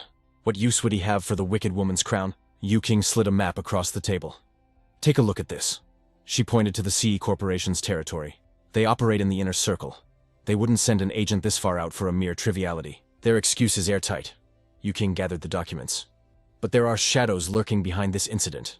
Leave the investigation to me. Do not dig too deep for your own safety. Xue Jing adjusted his frames. Understood. His fingers brushed against the crown. Ah, I almost forgot to give you this. And the glasses. I should return them. Yuqing waved her hand frantically. No, keep the glasses. You might need them for future missions. Her hand rested on the report. There was something unsettling about Chu Yingkun's autopsy. His internal organs, they vanished without a trace. How did you do that? Shuijing recalled Chu Yingkun's death. The shadow flame is too dangerous. Even I don't fully understand its mechanics yet. Better to keep it a trump card. He tapped the rim of his glasses, a playful smirk forming. Can I keep that a secret, big sister? Yuking's face flushed crimson. She froze. She covered her face, mortified. Fine. Keep your secrets, just put the glasses on. Shuijing put them on. Whoa. These really are a divine artifact. His eyes lit up. Oh, right. He held up the card she gave him. What is this exactly? Yuqing regained her composure. That is your containment license. It will streamline all future containment missions. Shuijing raised an eyebrow, unable to hide his delight. Does this mean I'm officially on the payroll? Yuqing snapped her fingers. Naturally. Aside from the official perks, the library archives are now fully open to you. I have matters to attend to. Feel free to browse. Shuijing waved as she left. Travel safely. He clenched his fist. Perfect. Maybe I can finally find clues about the cattail ring. Shuijing walked toward the reading area. It was like stepping into another dimension. Glowing panels lined the walls, numbering the infinite knowledge. Shuijing grabbed a random tome. Subject 018. The Goddess of Death. Unreasonable favor. A god-tier relic I've never heard of. He scanned his card. Beep. Insufficient clearance. Access denied. Huh. He frowned. What about Subject 069? Cinderella Boy. Surely I can read this one. Beep. Insufficient clearance. Access denied. He frantically tried others. Subject 227. Denied. Subject 580. Denied. Subject 666. Access denied. Shuijing slumped against the table, panting. This is absurd. She said the archives were open. Do I really need clearance for everything? Does even the cattail ring require high-level authorization? Whatever. Let's find it first. Shuijing stood before Subject 1391. The cattail ring. He closed his eyes, hands clasped. Please work. The book opened. Subject 1391 cattail ring. File accessed. The corner of Shuijing's mouth quirked up. Success. But then a system notification chimed. Hazard level B. Clearance mismatch user is rank C. Access limited to first 2 layers. He narrowed his eyes. Level B. For this. Doesn't it just turn people into harmless kittens? How is this rank the same as relics that can wipe out entire city blocks? Shuijing took the file and sat down. He flipped the page. After 30 days of bonding, the user can freely shapeshift between human and feline forms. Okay. That is actually pretty convenient. He froze at the next paragraph. A certain scientist, upon sighting the ring, let out a scream of fanatical ecstasy and founded the Divergent God cult. Shuijing's face twisted in confusion. So, a divergent god. Cult. He hurriedly turned the page. There must be more on this. After the fall of the gods, great fissures tore the earth apart, birthing the border zones. Explorers ventured into the abyss. There they discovered artifacts capable of communing with the divergent gods. Those who gathered to beg for power became the cults. And those who received the blessings were known as the rewarders. His eyes went wide. So that's what a rewarder is. Shuijing flipped through the pages frantically, his mind racing. 2 centuries ago, the Lion Saint cult sought to establish a connection with the goddess Bastet, but the deity remained silent, until a believer obtained Subject 1391, and finally received the goddess's favor. But the blessing did not fall upon the believer. It fell upon the item itself, the cattail ring. From that day on, the ring held a terrifying secret. As the integration deepens, the wielder inherits Bastet's power, until they become Bastet herself. Therefore, the Lion Saint cult will stop at nothing. They will slaughter the current host to reclaim the ring. Shuijing's face darkened instantly, which means his expression crumbled. They are coming to kill Ning Fenghuan. The black cat appeared, arms crossed. That is why I sent you to train, to forge you into something stronger. Shuijing furrowed his brow. So that's why Ning Fenghuan was so desperate for me to join the dojo. If I don't level up quickly like the protagonist of an awakening manhwa, he recalled the masked figure in black, then both of us are dead meat. But as he turned to the final page, his breath hitched. Subject 1391. Integration conditions. The first integration required a massive emotional shock, and every subsequent step demanded a fresh trigger to advance. Shuijing closed his eyes, searching for that spark in this awakening manhwa. He visualized bathing the black cat, then remembered she was actually a girl. He shook his head violently to banish the thought. The system's imagery was way too high definition. If transforming her required that level of stimulation every time, he and Ning Fenghuan were in for a very awkward routine. Shuijing froze. How on earth would he explain this condition to her? Suddenly his hand brushed against a system notification, and his eyes widened. Note 1391. The cattail ring has 0 side effects. This divine relic grants nothing but pure, unadulterated power to the wearer. No side effects whatsoever. The only threat is the Holy Envoy sect. Xuejing rolled his eyes. He had scared himself for nothing. No backlash was the best news possible. He paused. Wait, that's it. What about Bastit's actual abilities? How do I take it off? The system left the most critical questions completely unanswered. His Class C clearance was useless. Suddenly his phone buzzed in his pocket. A notification? Already. Qingcheng Bank. Hello, Mr. Xuejing. Your savings account ending in 316 has received 231,511.31 yuan. Current balance 235,212.25 yuan. He stood frozen. This wasn't just compensation from Wu Yuqing. It was a fortune. A grin spread across Xuejing's face. No more counting pennies for every meal. Now he could focus entirely on cultivation. He would become stronger. Determination burned in his eyes. Tonight they would feast on top-tier ingredients. He'd cook a masterpiece for Ning Fenghuan and figure out how to explain the transformation condition later. 5 days later, the black cat devoured the feast, then looked up. Why the sudden luxury? Did you strike gold? Xuejing smiled awkwardly. I was rich for a moment. The cat tilted her head. Huh. Xuejing thought back to his hellish training with Master Li Qi. I've been learning the battle armor art. The technique itself isn't rare, but the process was brutal. Veins bulging, skin burning red, soaking in medicinal vats.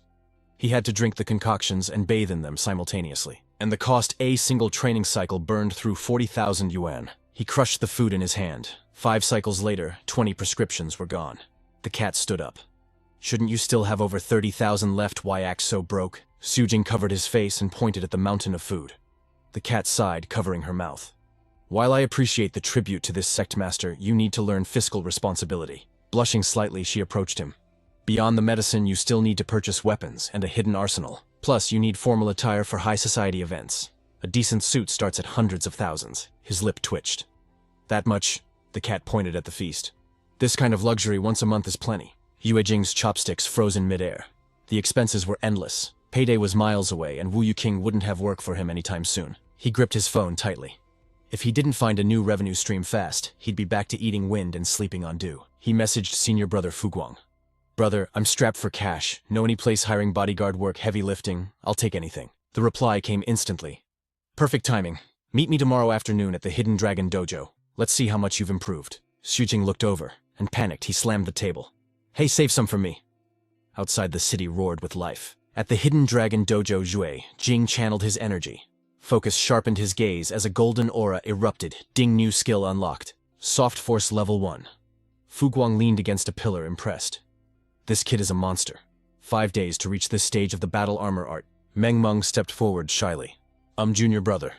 We're running strength tests. Would you mind demonstrating a few moves? Fu Guang slapped Xuejing on the shoulder. Go on, don't be shy. He smirked. Let's see the fruits of your labor and open their eyes. Xuejing stepped toward Meng Meng, loosening his joints. All right then, let's give it a shot. Zhao Rong and Ying Yu sneered from the sidelines. The junior just joined. He probably hasn't mastered his power yet. Don't hurt yourself, kid. Yeah, don't shatter your wrist and cry to us about it. Meng Meng snapped back. Shut up, my junior brother is a genius. Xuejing took his stance. Wham! He struck the bag. Meng Meng blinked. Why didn't he charge up? Zhao Rong held back a laugh. That sounded like a mosquito bite. Is he afraid of breaking a nail? Suddenly crack.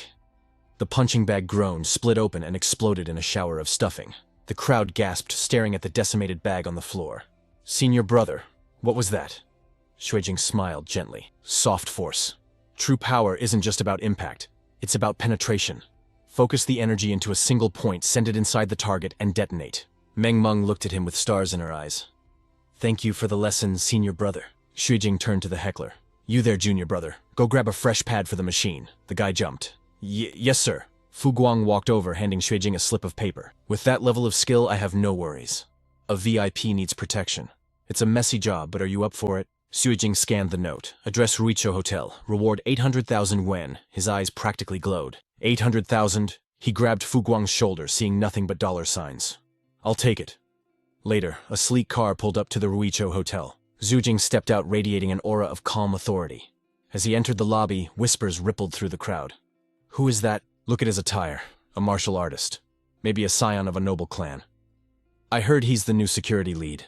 but he looks barely out of high school. Hearing them, he chuckled, glancing at his outfit. The senior sisters were right. In this world, people really did judge a book by its cover. You're seriously going out in that? He shrugged it off effortlessly. What's wrong with it? Comfort is king, right? The little junior sister scoffed. People judge a book by its cover. Dress cheap, get treated cheap. Zhu Shunying suddenly flashed a blinding red suit. Fear not, senior sister, prepared this masterpiece just for you. It's a designer original. He stared at the fabric, horrified. That wasn't a suit. It was a neon sign. It wasn't like he was going on a blind date. Suddenly, a gentle tap landed on his shoulder. Qingjiao presented a sleek, elegant black suit. Zhu Shunying gasped, outraged. You cunning fox, I definitely got here first. Back in the present, Xuejing smiled. When it came to style, senior sister Meng was in a league of her own. Nearby whispers erupted. Whoa, check him out. He's gorgeous. Her friend giggled. Go ask for his number. But Li Jiaoxuan cut in, eyes narrowing. That kid, the high disciple of the Hidden Dragon Dojo. Impossible. I've met all 6 personal disciples, even the youngest brat. I've never seen that face before. Tao Ji chuckled beside him. Maybe they finally took in fresh blood. Li Jiaoxuan listened. Grandmaster Li Qi vowed to take 7 disciples. But the 7th had to be a peerless genius with god-tier potential. He wouldn't settle for anything less. Look at him. He's a fragile pretty boy, a scholar. How much power could he possibly hold? There is no way he represents Li Qi. Tao Ji clapped a hand on his shoulder. Don't judge a dragon by its scales, my friend. Watch his movement. Every step is rooted the distance identical to the millimeter. His upper body is perfectly still. That's absolute body control.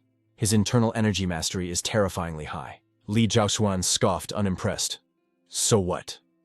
Even if he can amplify his strength tenfold, put him against 100 men, and he still hits the dirt. Realizing logic was useless here, Tao Ji walked away, shaking his head. I'm done with you. Meanwhile, the receptionist addressed Xuejing. Excuse me, are you the martial artist assigned to security? He flashed a friendly smile. Hidden Dragon Dojo. Xuejing. A pleasure. The staff member pointed to a layout. The pleasure is ours. Here's the briefing. We've hired 6 masters, and each of you will command a specific zone. Mr. Xue, you're on the stage area. Lighting is poor there, so please stay sharp. Xuejing rolled up the map, a playful glint in his eyes. Relax. With this many elite martial artists gathered, surely no villain would be stupid enough to crash the party, right? You never know, the receptionist replied gravely. Better to be overprepared. I'll leave you to it. As the staff member walked away, Xuejing's smile faded. Calling backup is normal.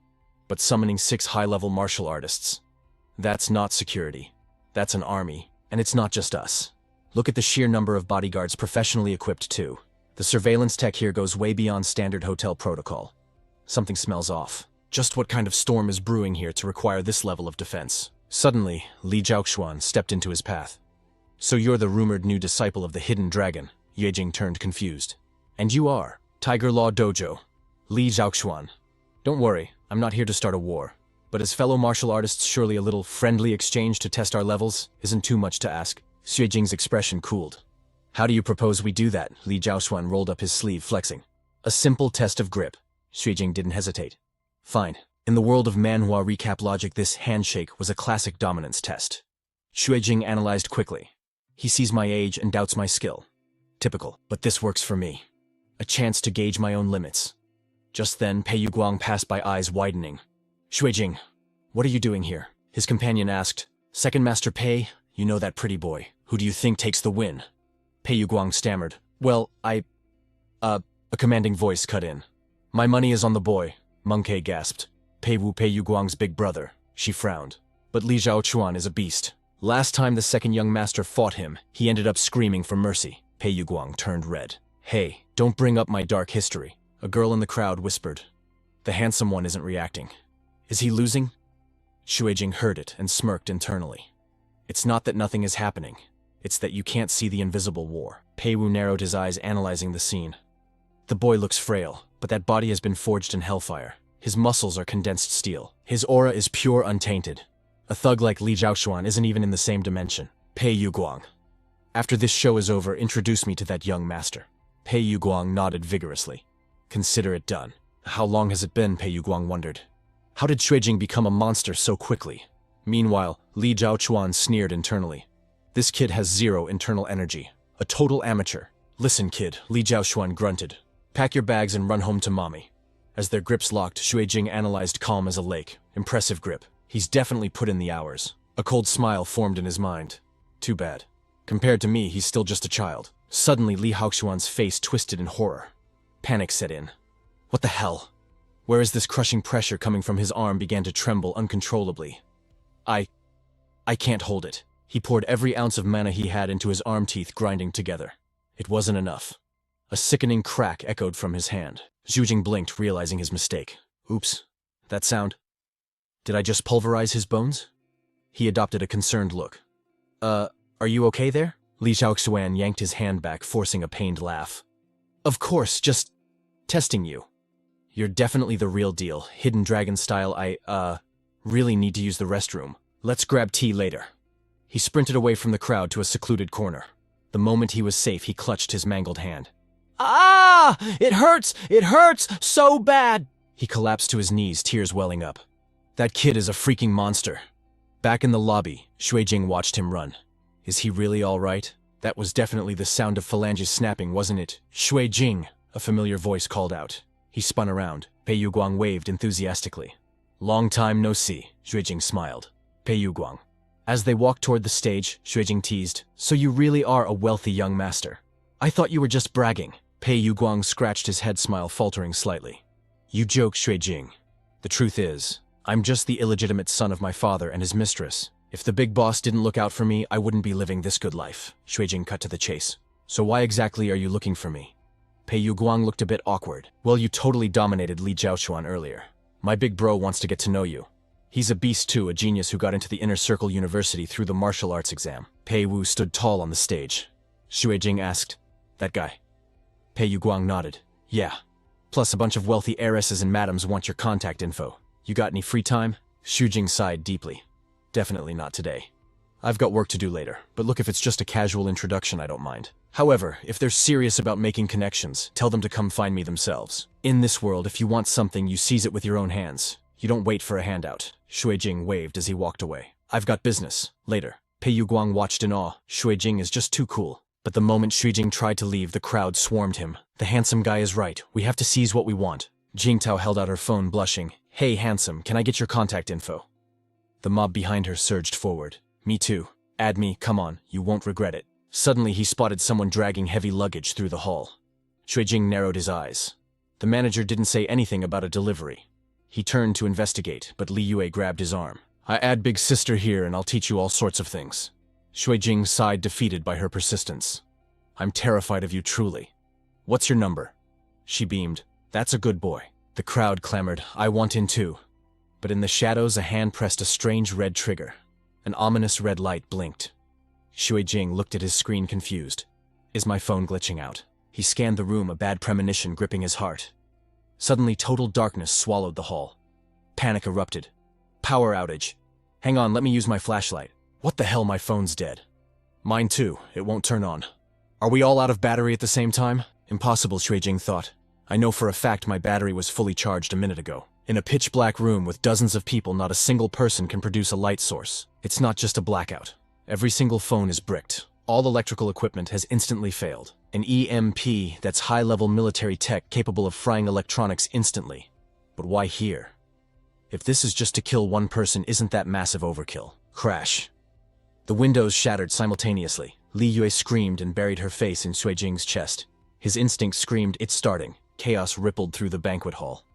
What was that noise? Just a glass breaking? Don't scare yourself, it's probably the wind. Does anyone have a working phone? They're all dead bricks. Wait. Where did old Wang go? He was standing right next to me. A bodyguard flicked a lighter, its tiny flame the only hope in the abyss. Pei Wu clapped his hands to command attention. Listen up, the situation is critical. Do not run blindly. Group up and stand back to back. Do what young Master Pei says. Suddenly, a wet slithering sound echoed. What? What is that over there? Before he could finish, a man was violently yanked into the darkness. What just happened? Boss Zhang vanished. The lighter's flicker revealed a spreading crimson pool on the floor. A woman shrieked, Oh God, it's blood! The crowd lost their minds, scattering like frightened rats. Pei Wu roared, Stop, it's too dangerous to separate. A gust of wind slashed past Pei Wu's face. Pain flared as a cut opened on his cheek, warm blood trickling down. Something was breathing right in front of him. Reacting on instinct, Pei Wu threw a thunderous punch bang. He felt the impact against something solid, slamming it into the wall. Got him, he thought. But instantly a black shadow lunged back at him. Pei Wu couldn't react in time. Big brother. Pei Yu Guang tackled him out of the way just as death swept past. They survived, but the man standing behind them wasn't so lucky. He was sliced clean in half. Pei Wu froze in horror. A twisted, nightmarish silhouette flickered in and out of the shadows. Terror seized his throat. "Run, everyone, run!" "It's too late," someone wailed. Pei Wu cursed under his breath as the shadow of death rushed toward the group. Boom!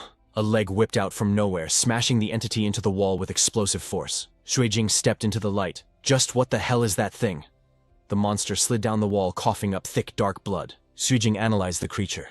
"I've seen this type before. It's just like the mobs in a standard leveling manhwa. If he hadn't leveled up recently, that kick wouldn't have even scratched it." The survivors gasped. Holy! He plastered that monster to the wall with one kick.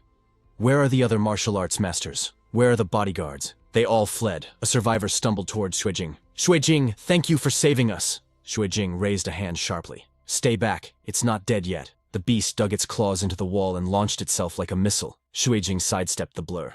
Its vitality is way higher than the last one. Has it evolved? This feels like a boss stage in a system manhwa. I'll test the waters. If I can't kill it, I bail. No amount of money is worth dying over. Xuejing unleashed the one-inch punch technique, driving his elbow into the creature's spine. Crack! The impact sent the beast spiraling away. Xuejing's eyes glowed with predatory focus as he chased it down. "You think you're the only one who owns the darkness."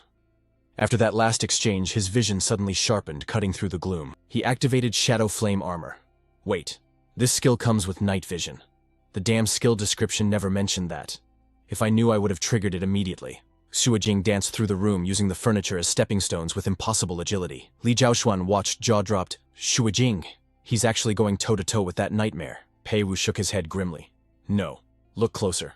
He seems to be dodging, but he hasn't retreated a single inch from his position. He's holding the line to protect us." Li Zhaoxuan pointed to the emergency exit. "We have to move. Staying here will only be a burden to him." "Right. We need to get signal and call for backup." As the last survivor scrambled out the door, Xuejing cracked his neck. Finally. "With them gone, I don't have to hold back anymore." He beckoned to the creature with a smirk. "You seemed to be having a blast earlier. Now it's my turn to play." The monster's crimson eyes flared. It rose from the rubble and shot toward him like a bullet. Slash! A claw raked across Xuejing's chest. Fast. This beast was hiding its true speed, a hidden trump card. Its wings vibrated into a blur, and its blood-red eyes burned with intensity. Suddenly, the reality around Xuejing began to warp and shift. What is this? An illusion domain?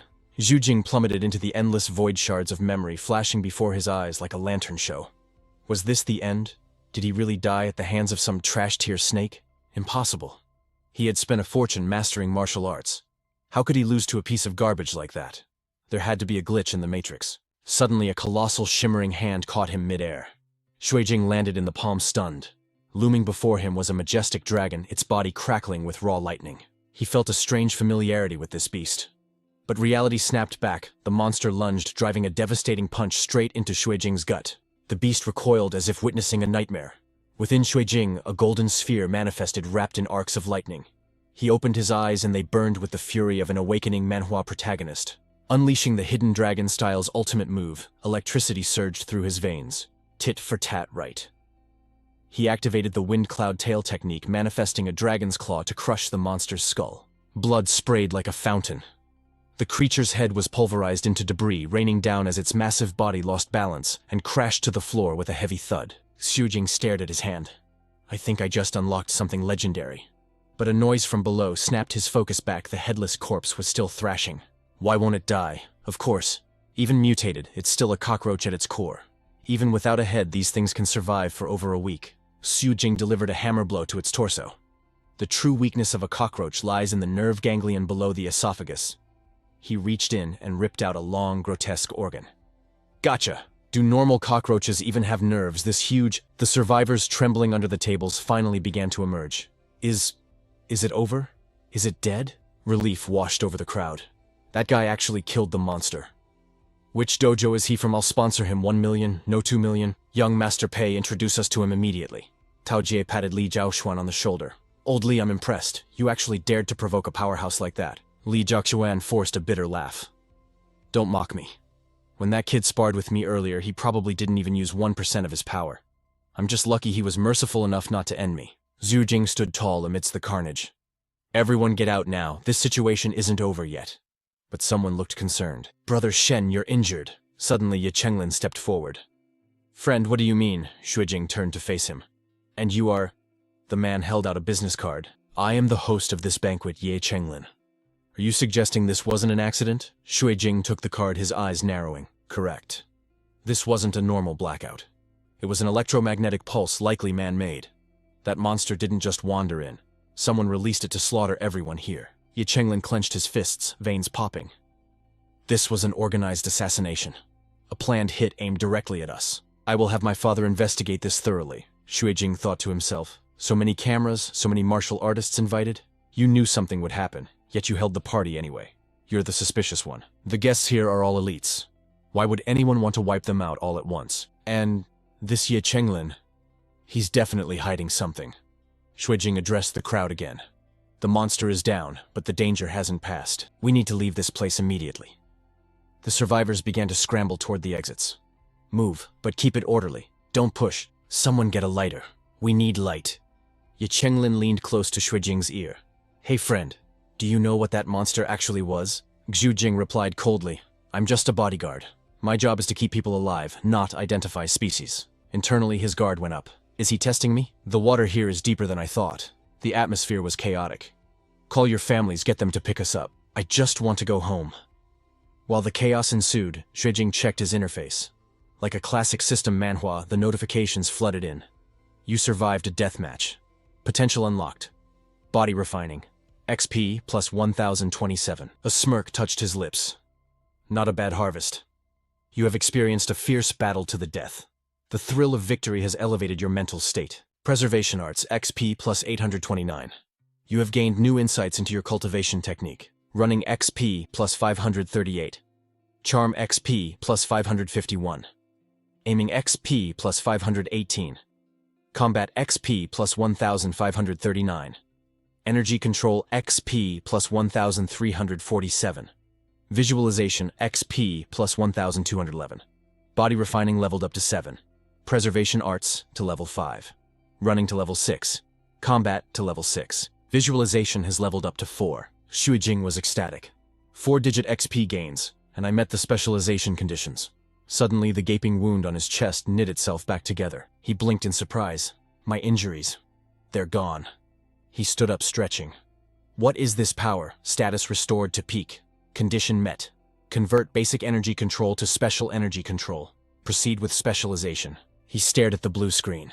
Is the condition related to the wind cloud tail move I just comprehended? Does this special energy control tie into the hidden dragon style well looking at it? Special is definitely better than basic. He hit yes. Specialization successful. Energy control level 6. Total XP 6,880 converted to hidden dragon energy level 4. Xujing froze. It felt like rusted gears were suddenly oiled. The energy flowed through him with unprecedented smoothness. He sat down immediately. Opportunity knocks. I need to cultivate the battle school arts while the sensation is fresh. Nurses rushed in. Where are the injured? Pei Wu pointed shakily. 17th floor banquet hall. But then he froze, his jaw hitting the floor. Shuijing was meditating, surrounded by the spectral avatar of a golden dragon. Later at the martial arts dojo, Zhu Shanying applied medicine to his back. Thanks for the meds, senior sister. She looked at him with pity. What happened? It was supposed to be a standard security gig, and a monster shows up, junior brother. Your luck is terrible. Master Li walked in, hands behind his back. Accepting dojo commissions means accepting danger. Accidents are inevitable. Xujing looked up. Master, you're knowledgeable. Do you know where that monster came from? The old man's face darkened. I don't know the specifics, but it likely came from the border area. Shuijing pondered. The border area. The rifts that naturally form after the death of a god mentioned in the archives. What exactly is inside those fissures? Master Li waved his hand. Don't overthink it. Just be glad you're alive. Besides, it was a blessing in disguise. You mastered the wind cloud tale of our hidden dragon style. For a martial artist, a life and death battle is the ultimate teacher. Shuijing looked at him with burning intensity. Master, it's not just that. I think I've finally grasped the true essence of the hidden dragon. Hearing this, Li Qi exploded from his wheelchair in pure shock. He rushed over, gripping Shuijing's arm to check his pulse, only to collapse backward as if struck by lightning. Shuijing, you've actually birthed a dragon. Shuijing scratched his head in confusion while Zhu Shanying looked completely lost. What kind of riddle is this? But Li Qi just laughed, a sound of pure, unadulterated ecstasy.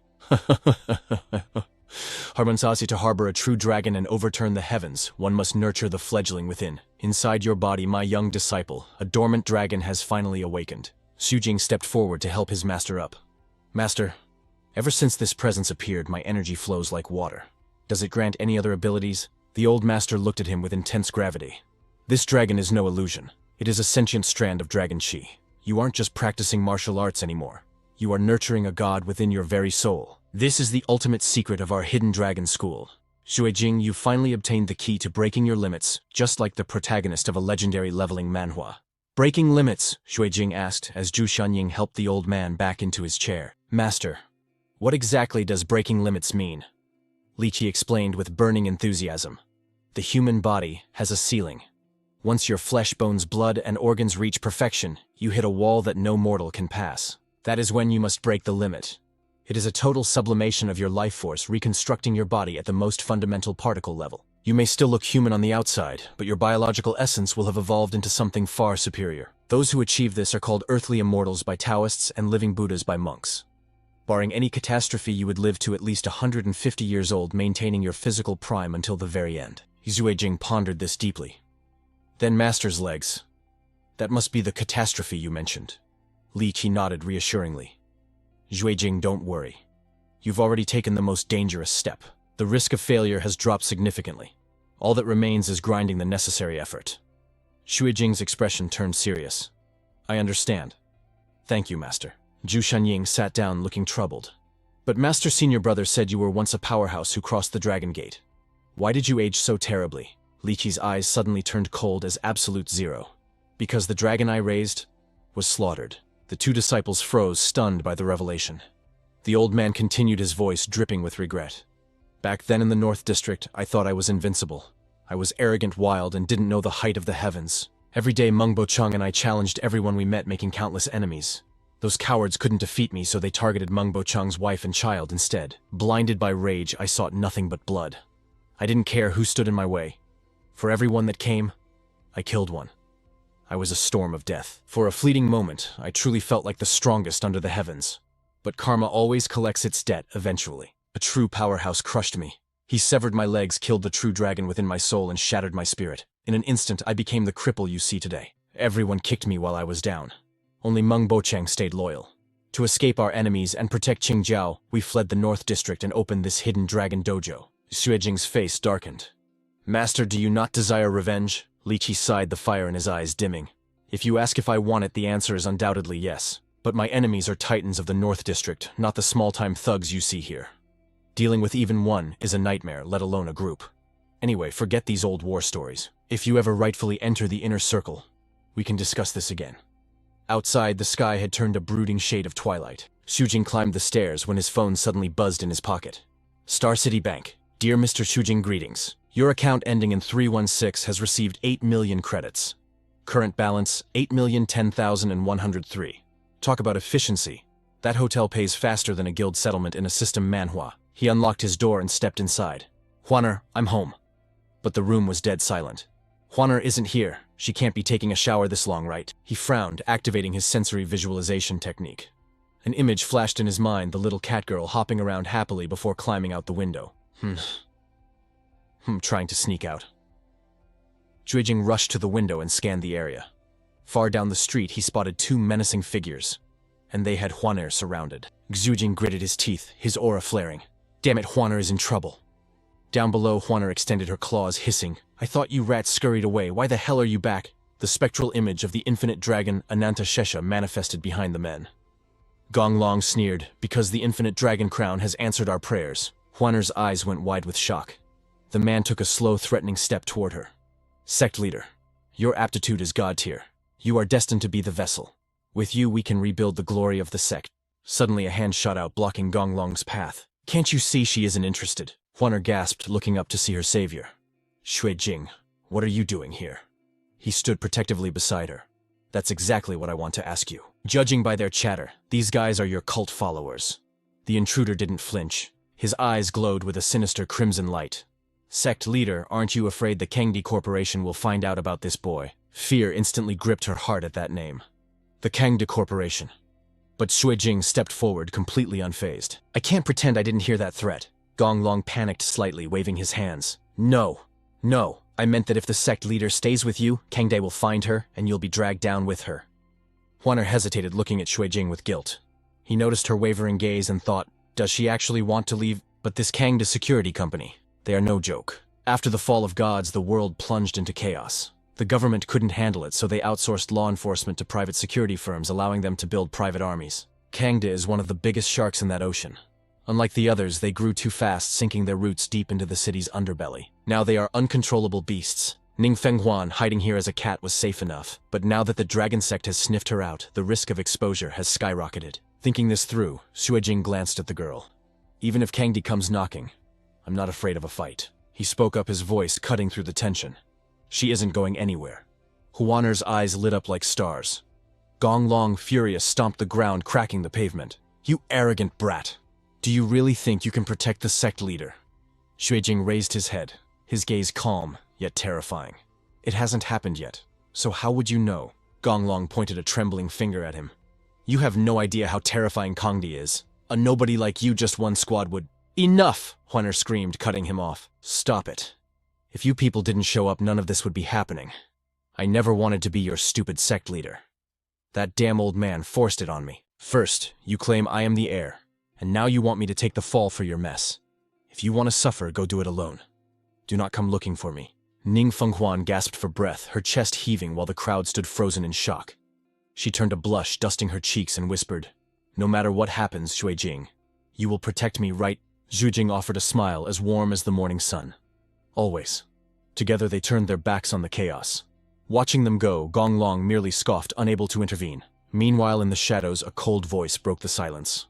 Subject number 1 was eliminated by a 17-year-old high school student. The master crushed the phone in his grip. Even at 17, Cheng Xuan would have struggled against number 1. To think Qing City hides a genius even more terrifying than him. Duan Kaiping raised an eyebrow, a sinister smirk playing on his lips. There is a difference. Our junior brother is new to the martial path. This boy, he must be a secret weapon the Hidden Dragon Dojo has been refining for years, waiting to unleash a thunderclap upon the world. The old man lost interest, tossing the phone to his subordinate as he turned away. Forget it. It matters not. Though the results were lackluster, the body count is sufficient to send a bloody warning to the governing council. Duan Kaiping fumbled to catch the device, his finger pressing the answer button. Suddenly, the master's eyes glowed with a crimson demonic light. What is the status of number 9? Duan Kaiping straightened up, fear lacing his voice. It devoured number 7 last night. Born only 10 days ago, yet its evolution is monstrous. The old man bowed his head, a satisfied smile creeping across his face. Excellent. It seems number 9 is indeed the perfect predator we have been waiting for. Future production will be standardized based on number 9's genetic code. Now, find a time to unleash it. That high schooler attends Fuzhong High in Qing City, correct? The city's elite academy. A massacre there would surely skyrocket support for the new legislation. Duan Kaiping trembled, bowing low. Understood, master. Sunlight pierced the morning mist outside the city. Inside, Shuijing was already awake, honing his craft. In this world, martial mastery was the key to unlocking every door. And if violence could not solve the problem, it could certainly eliminate the person causing it. He channeled his visualization, throwing a punch with devastating intent. Offense and defense merged into one absolute strike. Blue holographic screens materialized just like in a system Manhwa. Battle War Art Cultivation complete. Physical experience plus 33. Battle War Art Cultivation complete. Hidden Dragon Force experience plus 367. Visualization triggered. Cultivation efficiency amplified. Shuijing stared at his steaming fist, his breath ragged. This was the Flood Dragon Starfire, one of the 5 great killing arts of the Hidden Dragon style.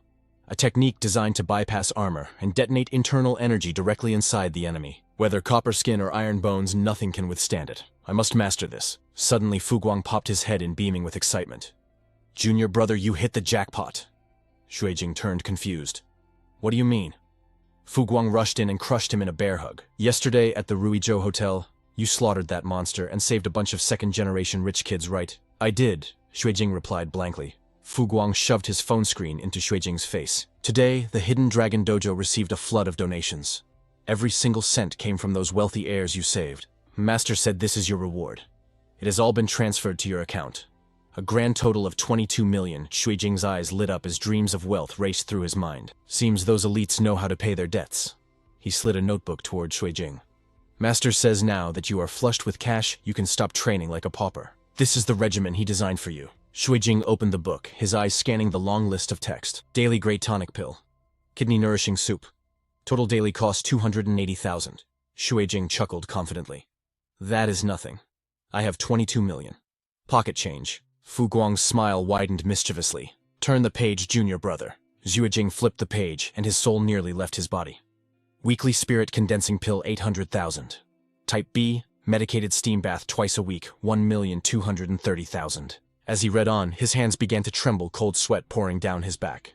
Bi-weekly meridian massage 1,800,000. Monthly high-pressure chamber training 2 million. Shuijing opened his mouth to protest. Save it, Fu Guang interrupted. Prepare to kiss your 22 million goodbye. Shuijing sighed, accepting his fate. The ancient saying was true. Poor scholar, rich martial artist. But Fu Guang was not done. There is more. Look at this headline. 17-year-old student slays monster with bare hands. Qing City's new martial arts prodigy. Fu Guang let the words sink in before continuing. Someone leaked the footage of your fight. Junior brother, you are officially the hero of Qing City.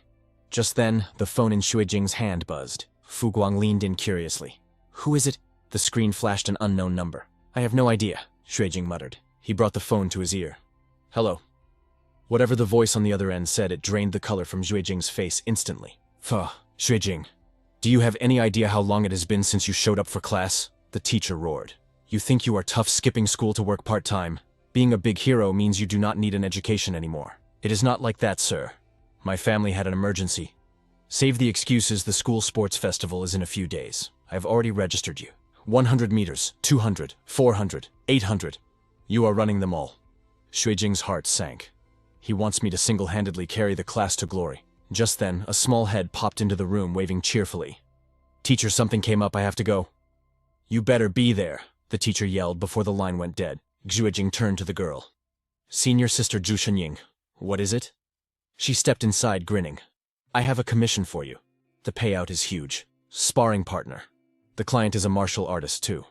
They saw the news, got curious, and want to test your skills. 500,000 for one session. Shuijing's eyes bulged. 500,000 just to be a human punching bag. Later they arrived at the Northern District. This was the heart of the city's elite, known as the Noble North. It was said that what these people earned in minutes could feed a family in the Outer Rim for a year. It is absurd, Shuijing thought. We have arrived, the driver announced. Shuijing stepped out, his mind still reeling. 500,000. It feels like robbery. But for the wealthy, money is just a number. This fortune is likely nothing more than pocket change to them. The estate was massive, easily half the size of his high school. Shuijing's eyes sparkled with greed. But then he froze. Standing at the front gate were two familiar faces, Pei Wu and Pei Yuguang. What exactly are you two scheming? Shuijing asked, eyes narrowing. Are you the clients for this dojo commission? Pei Wu shook his head frantically. No, you've got it all wrong. Someone just wanted us to broker a meeting with you, Pei Wu stammered. Shuijing's expression darkened instantly. Is that so? Pei Yuguang flinched under the pressure. Shuijing, please don't misunderstand. This isn't on me. Pei Yuguang cried out. My dad forced me into this. I couldn't say no. Shuijing stared him down. So your father invited me, Pei Yuguang waved his hands desperately. No, someone else asked my dad for a favor. It's complicated. Pei Wu gestured toward the building. Let me explain while we walk. It's better if you see for yourself. The guest is from a government agency, but that's all we know, Pei Wu whispered. My dad told us to keep our heads down and do whatever he asks. This is serious business. He specifically requested a meeting with you last night. Pei Wu continued. Seriously, Shuijing, do you really have no idea what this is about? Shuijing shook his head. Nobody contacted me. Unless... Is it the Kangda Security Company again? Pei Wu reached for the door handle, his voice dropping to a serious whisper. Shuijing, I know you're strong, but keep your guard up. The man inside, his aura is stronger than anyone I've ever met. Inside, Shanxiao sat casually reading a magazine. Finally here, Shuijing, pleasure to meet you. You can call me Shanxiao. Shuijing analyzed him instantly. This guy is dangerous. Greetings? He spotted the calluses and the gunshot wound on the shoulder. Those aren't injuries from a street fight. He's military. Or a mercenary. Someone who bathes in blood. Shanxiao stood up, his presence filling the room. Let's skip the pleasantries. I prefer a more direct form of communication. And the best way to talk, Shanxiao kicked off the ground, shattering the chair beneath him with explosive force, is with our fists. He lunged forward like a wild beast. Xue Jing didn't flinch. If he's another goon from that security company, I'll end him right here. Both fighters clashed. Fist met fist in a thunderous impact that shook the entire room. Shan Xiao smirked violently. I bet that shattered your arm, kid. But to his shock, Xue Jing stood like a mountain. My turn, Xue Jing declared cold. Shan Xiao's eyes widened. Impossible! Xue Jing blurred into motion, circling behind him. He unleashed the wind cloud tail kick. Bam! Shan Xiao was launched like a cannonball, smashing face first into the floor. Pei Wu's jaw dropped. If I took that punch from Shan Xiao, my arm would be dust. But Xue Jing, he didn't even flinch. Pei Yu Guang was equally terrified. Just how much power is Xue Jing hiding? Xue Jing dusted off his hands casually. Is that it? Just the level of a spoiled rich kid? But on the ground, Shan Xiao was trembling, trying to stand. That punch, Shan Xiao grinned like a maniac, blood dripping. I loved it. It felt amazing. Don't stop now. Hit me again. Xue Jing looked at him with utter disgust. Weird. My wind cloud technique can crush monsters, but it didn't even crack his bones. It felt familiar. This sensation. It's just like fighting a damaged sponge boss in a system manhwa. You're not entirely human, are you? You're a cyber transplant. Shan Xiao looked impressed. Ho! I didn't expect a kid from the suburbs to know about classified tech. Under my skin lies the B1 dermal armor, a military-grade modification, Shan Xiao bragged. It absorbs kinetic energy. Your martial arts are useless against modern science. How about it, jealous? Shan Xiao taunted. Want me to get you a set? Xue Jing looked unimpressed. Hard pass. I'm not interested in becoming a tin can. Shan Xiao sighed, rubbing his neck. You martial artists are all the same. Why can't you accept reality? The era of flesh and blood is over. Wake up. Times have changed. Shan Xiao slammed his palms together. Boom! A high-frequency sonic wave blasted directly into Xue Jing's brain. Xue Jing grimaced, covering his ears. Shan Xiao held up his modified hands. My palms generate sonic concussions designed to scramble your equilibrium. Blocking your ears is useless. The closer you are, the harder it hits. I win this duel. But suddenly, Xue Jing's hand, crackling with lightning, slammed onto Shan Xiao's chest. Shan Xiao froze. Well, what? A massive shockwave erupted from his chest. He was blasted upwards, his shirt shredding instantly from the force. Xue Jing's eyes glowed with intensity. Your skin might be tough, but let's see how your organs handle internal penetrating force. Shan Xiao felt his insides turn to mush as he vomited a mixture of blood and foam. Xue Jing exhaled, the lightning fading. Knocking someone out doesn't require brute strength. You just need to hit the reset button. Shan Xiao collapsed, foaming at the mouth. Suddenly, the communicator on his chest crackled to life. Shan Xiao's vitals are critical. Looks like he wasn't a match for you. A communicator implanted in his body. Who are you people? What do you want? Xue Jing demanded. The voice replied, Wait a moment, I'm coming in. Xue Jing checked his watch. Make it quick, I'm busy. I won't keep you waiting, the voice assured. Pei Wu whispered, What is this? Some kind of recruitment test? Pei Yu Guang nodded. Maybe it's a secret initiation for a leveling manhwa guild. Xue Jing rolled his eyes. You two watch too many webtoons. But he had to admit, though it certainly feels like one. On the floor, Shan Xiao stifled a laugh. Xue Jing looked down. Hey, if you're awake, get up. Shan Xiao sprang up, rubbing his chest. Damn, that hurt. By the way, how did you neutralize my sonic wave? Simple physics, Xue Jing explained. I just hit you with a force stronger than the sound wave to cancel it out. Shan Xiao blinked. Stronger force. This kid, he wasn't even using his full power yet. All right, you two spectators get lost, Shan Xiao barked. Pei Wu and Pei Yu Guang scrambled. Yes, sir. Shan Xiao smirked, wiping blood from his lip. They were right. I am from a government organization, and I'm here to invite you to join us. I had zero interest in secret organizations before, Xue Jing said coldly. And after meeting you, even less. If you were a legitimate group, you would have sent an email, not a maniac, to fight me. Your recruitment methods are trash, so my answer is a definitive no. Even if they asked nicely, I wouldn't join, Xue Jing thought. I'm happy with my life. I just want to train, grow stronger, and complete my containment missions to upgrade my divine skills. It's the perfect awakening manhwa lifestyle. Shan Xiao panicked. Whoa, don't be so hasty to refuse. Okay, maybe my style is a bit rough, but the benefits are insane, Shan Xiao pleaded. Joining us is pure profit. Look at this B1 armor, money can't even buy this tech. Join us and you get a set for free. Xue Jing looked at him deadpan. Didn't I just beat you? It seems defective. Shan Xiao grabbed his shoulder. Brother, listen, you're a genius, I get it, but human potential has a ceiling. Eventually you'll hit a wall, and that helplessness will drive you insane. Xue Jing slapped his hand away. You might be right, but I still refuse. Using my original body to crush your modified toys? That sounds way more fun to me. Shan Xiao gritted his teeth. Why are you so stubborn? The communicator buzzed again. Shut up, Shan Xiao. Your recruitment skills are embarrassing. He stared in confusion. Captain, look up, the opponent commanded. As the words fell, both of them cast their gazes toward the heavens. A figure descended like a meteor. It was Shuren Xuejing, recognized her instantly. Boom! She slammed into the earth, kicking up a massive cloud of dust. We meet again, Xuejing.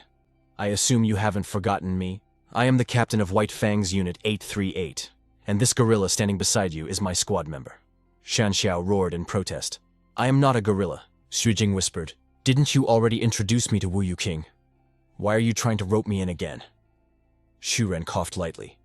This time the orders came from above. Besides recruiting you, I have a second objective. This represents the monster you slew days ago. Do you know its origin? Xuejing replied, a creature from the boundary zone. Not exactly, she countered.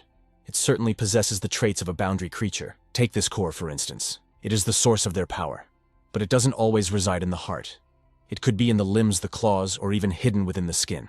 As long as the core remains, they can regenerate infinitely. You were lucky to strike its core by accident. Xuejing frowned. If it has a core, why call it incomplete? She projected a hologram of a spherical monstrosity. This is the thousand-legged brood mother, a horror from the rotting flesh lake of Zone F056. Its danger level is rated at 62. Xuejing narrowed his eyes. Wait, what is a danger level, and what does the number 6 imply? Shuren looked shocked. Don't tell me the outer district dojos teach you nothing. Gorilla transfer their combat data to me. Shan Xiao sighed in defeat. For the last time, I am not a gorilla. Xuren analyzed the holographic data. Your current danger level has risen to between 2 and 3. It looked just like a status screen from a system manhwa, leaving Xuejing confused. A normal adult male has a danger level of 1. Your level 2 is equivalent to 1,280 men. But the brood mother she equals 65,000 of you. Xuejing's face darkened. Then it truly is a catastrophe waiting to happen. That is the extreme scenario, Shuren clarified. An unawakened brood mother is only a level 12 threat. Her primary function is merely reproduction. She devours creatures to absorb their genetic information. Then she births corresponding insect hybrids. She can even fuse different species to create abominations. 1 month ago, smugglers captured a brood mother from the rotting flesh lake. They managed to smuggle it into our world. We tracked them the moment we received the intel, but we lost their trail in the southern district of Jing City. And now, thanks to you, we finally have a lead. Xuejing asked, You mean the monster I killed was her creation? She nodded grimly. Precisely. Xuejing fell into deep thought. Snake men, snakes. His eyes snapped open. Is this a fusion of human and serpent DNA? You noticed the snake men getting stronger, didn't you? The mastermind is constantly upgrading the brood mother, and you keep ruining their plans. You have become their target, Xuejing scoffed. Surely you aren't inviting me just to protect me. Of course not, she replied bluntly. You are only 17, yet you possess immense talent. You have the courage to face boundary creatures head-on. White Fang is backed by the most advanced agency in all of Juxia. We can unlock your potential completely, leaving no blind spots. Looking at her outstretched hand, he weighed his options. Join White Fang, backed by a powerful agency. It sounds like a perfect path for a hero. But unfortunately, in this leveling manhwa world, my growth system stands above all. Xuejing spoke up. Sorry, I refuse. Shuren sighed. I expected as much. I can roughly understand your mindset. How about this? I will use my authority to make you an external contractor for White Fang. You work on commission like a mercenary with full rewards. Shan Xiao stood frozen. Is she serious? Even Xuejing thought this deal is too good to be true. Then curiosity took over. Does your agency possess divine relics? She immediately projected images of legendary items. Naturally. We have an entire institute dedicated to them. Accumulate enough merit points and these god-tier items can be yours. Xuejing's eyes shined like gold coins. He agreed instantly. To be honest, I've been a White Fang fan for 10 years. My dream was always to be a contractor. They high-fived. Happy cooperation. Moments later, he vanished into the city. Shan Xiao asked, Captain, was that necessary? He is a martial arts genius, sure, but is he worth all that? He is not that simple, Shuren murmured. Yesterday I met with the eldest Miss Wu again. Her regard for Xuejing exceeds all imagination. Shan Xiao gasped, remembering Wu Yuqing, the god-gifted one. Remember, she seeks to erase her divine status. She said only a god can oppose a god, except for divine relics. Xuejing is the only thing she cares about.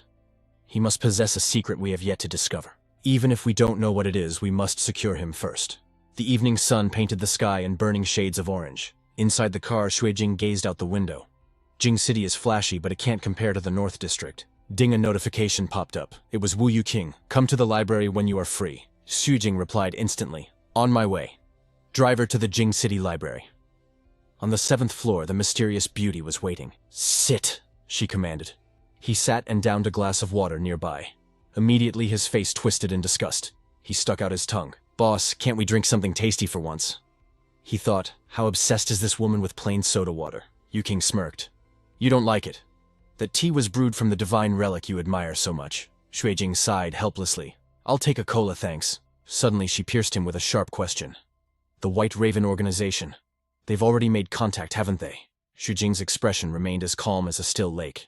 They invited me to join the flock, but I declined. A knowing smile played on her lips. You made the right choice. Xuejing frowned, confused by her approval.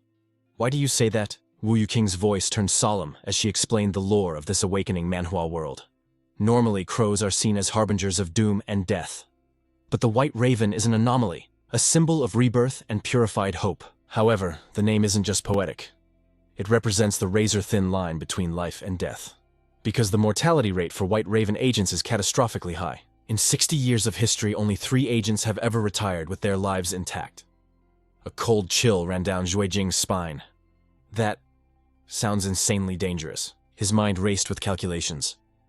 I need to tread carefully if I deal with them. My temporal resurrection ability isn't infinite. It can only trigger once in a short period. He broke the silence with a crucial question. Boss, who exactly backs this organization? She flashed her screen, revealing the terrifying truth. The Special Bureau for Abnormal Disaster Management. When the new era dawned, bringing chaos to our world, the nation established this shadow organization to combat the apocalypse. It operates outside the jurisdiction of the 5 great powers. An absolute authority known simply as the 6th Agency. Let me put it this way. If you joined, you could slaughter a city or detonate a nuke in a fit of madness.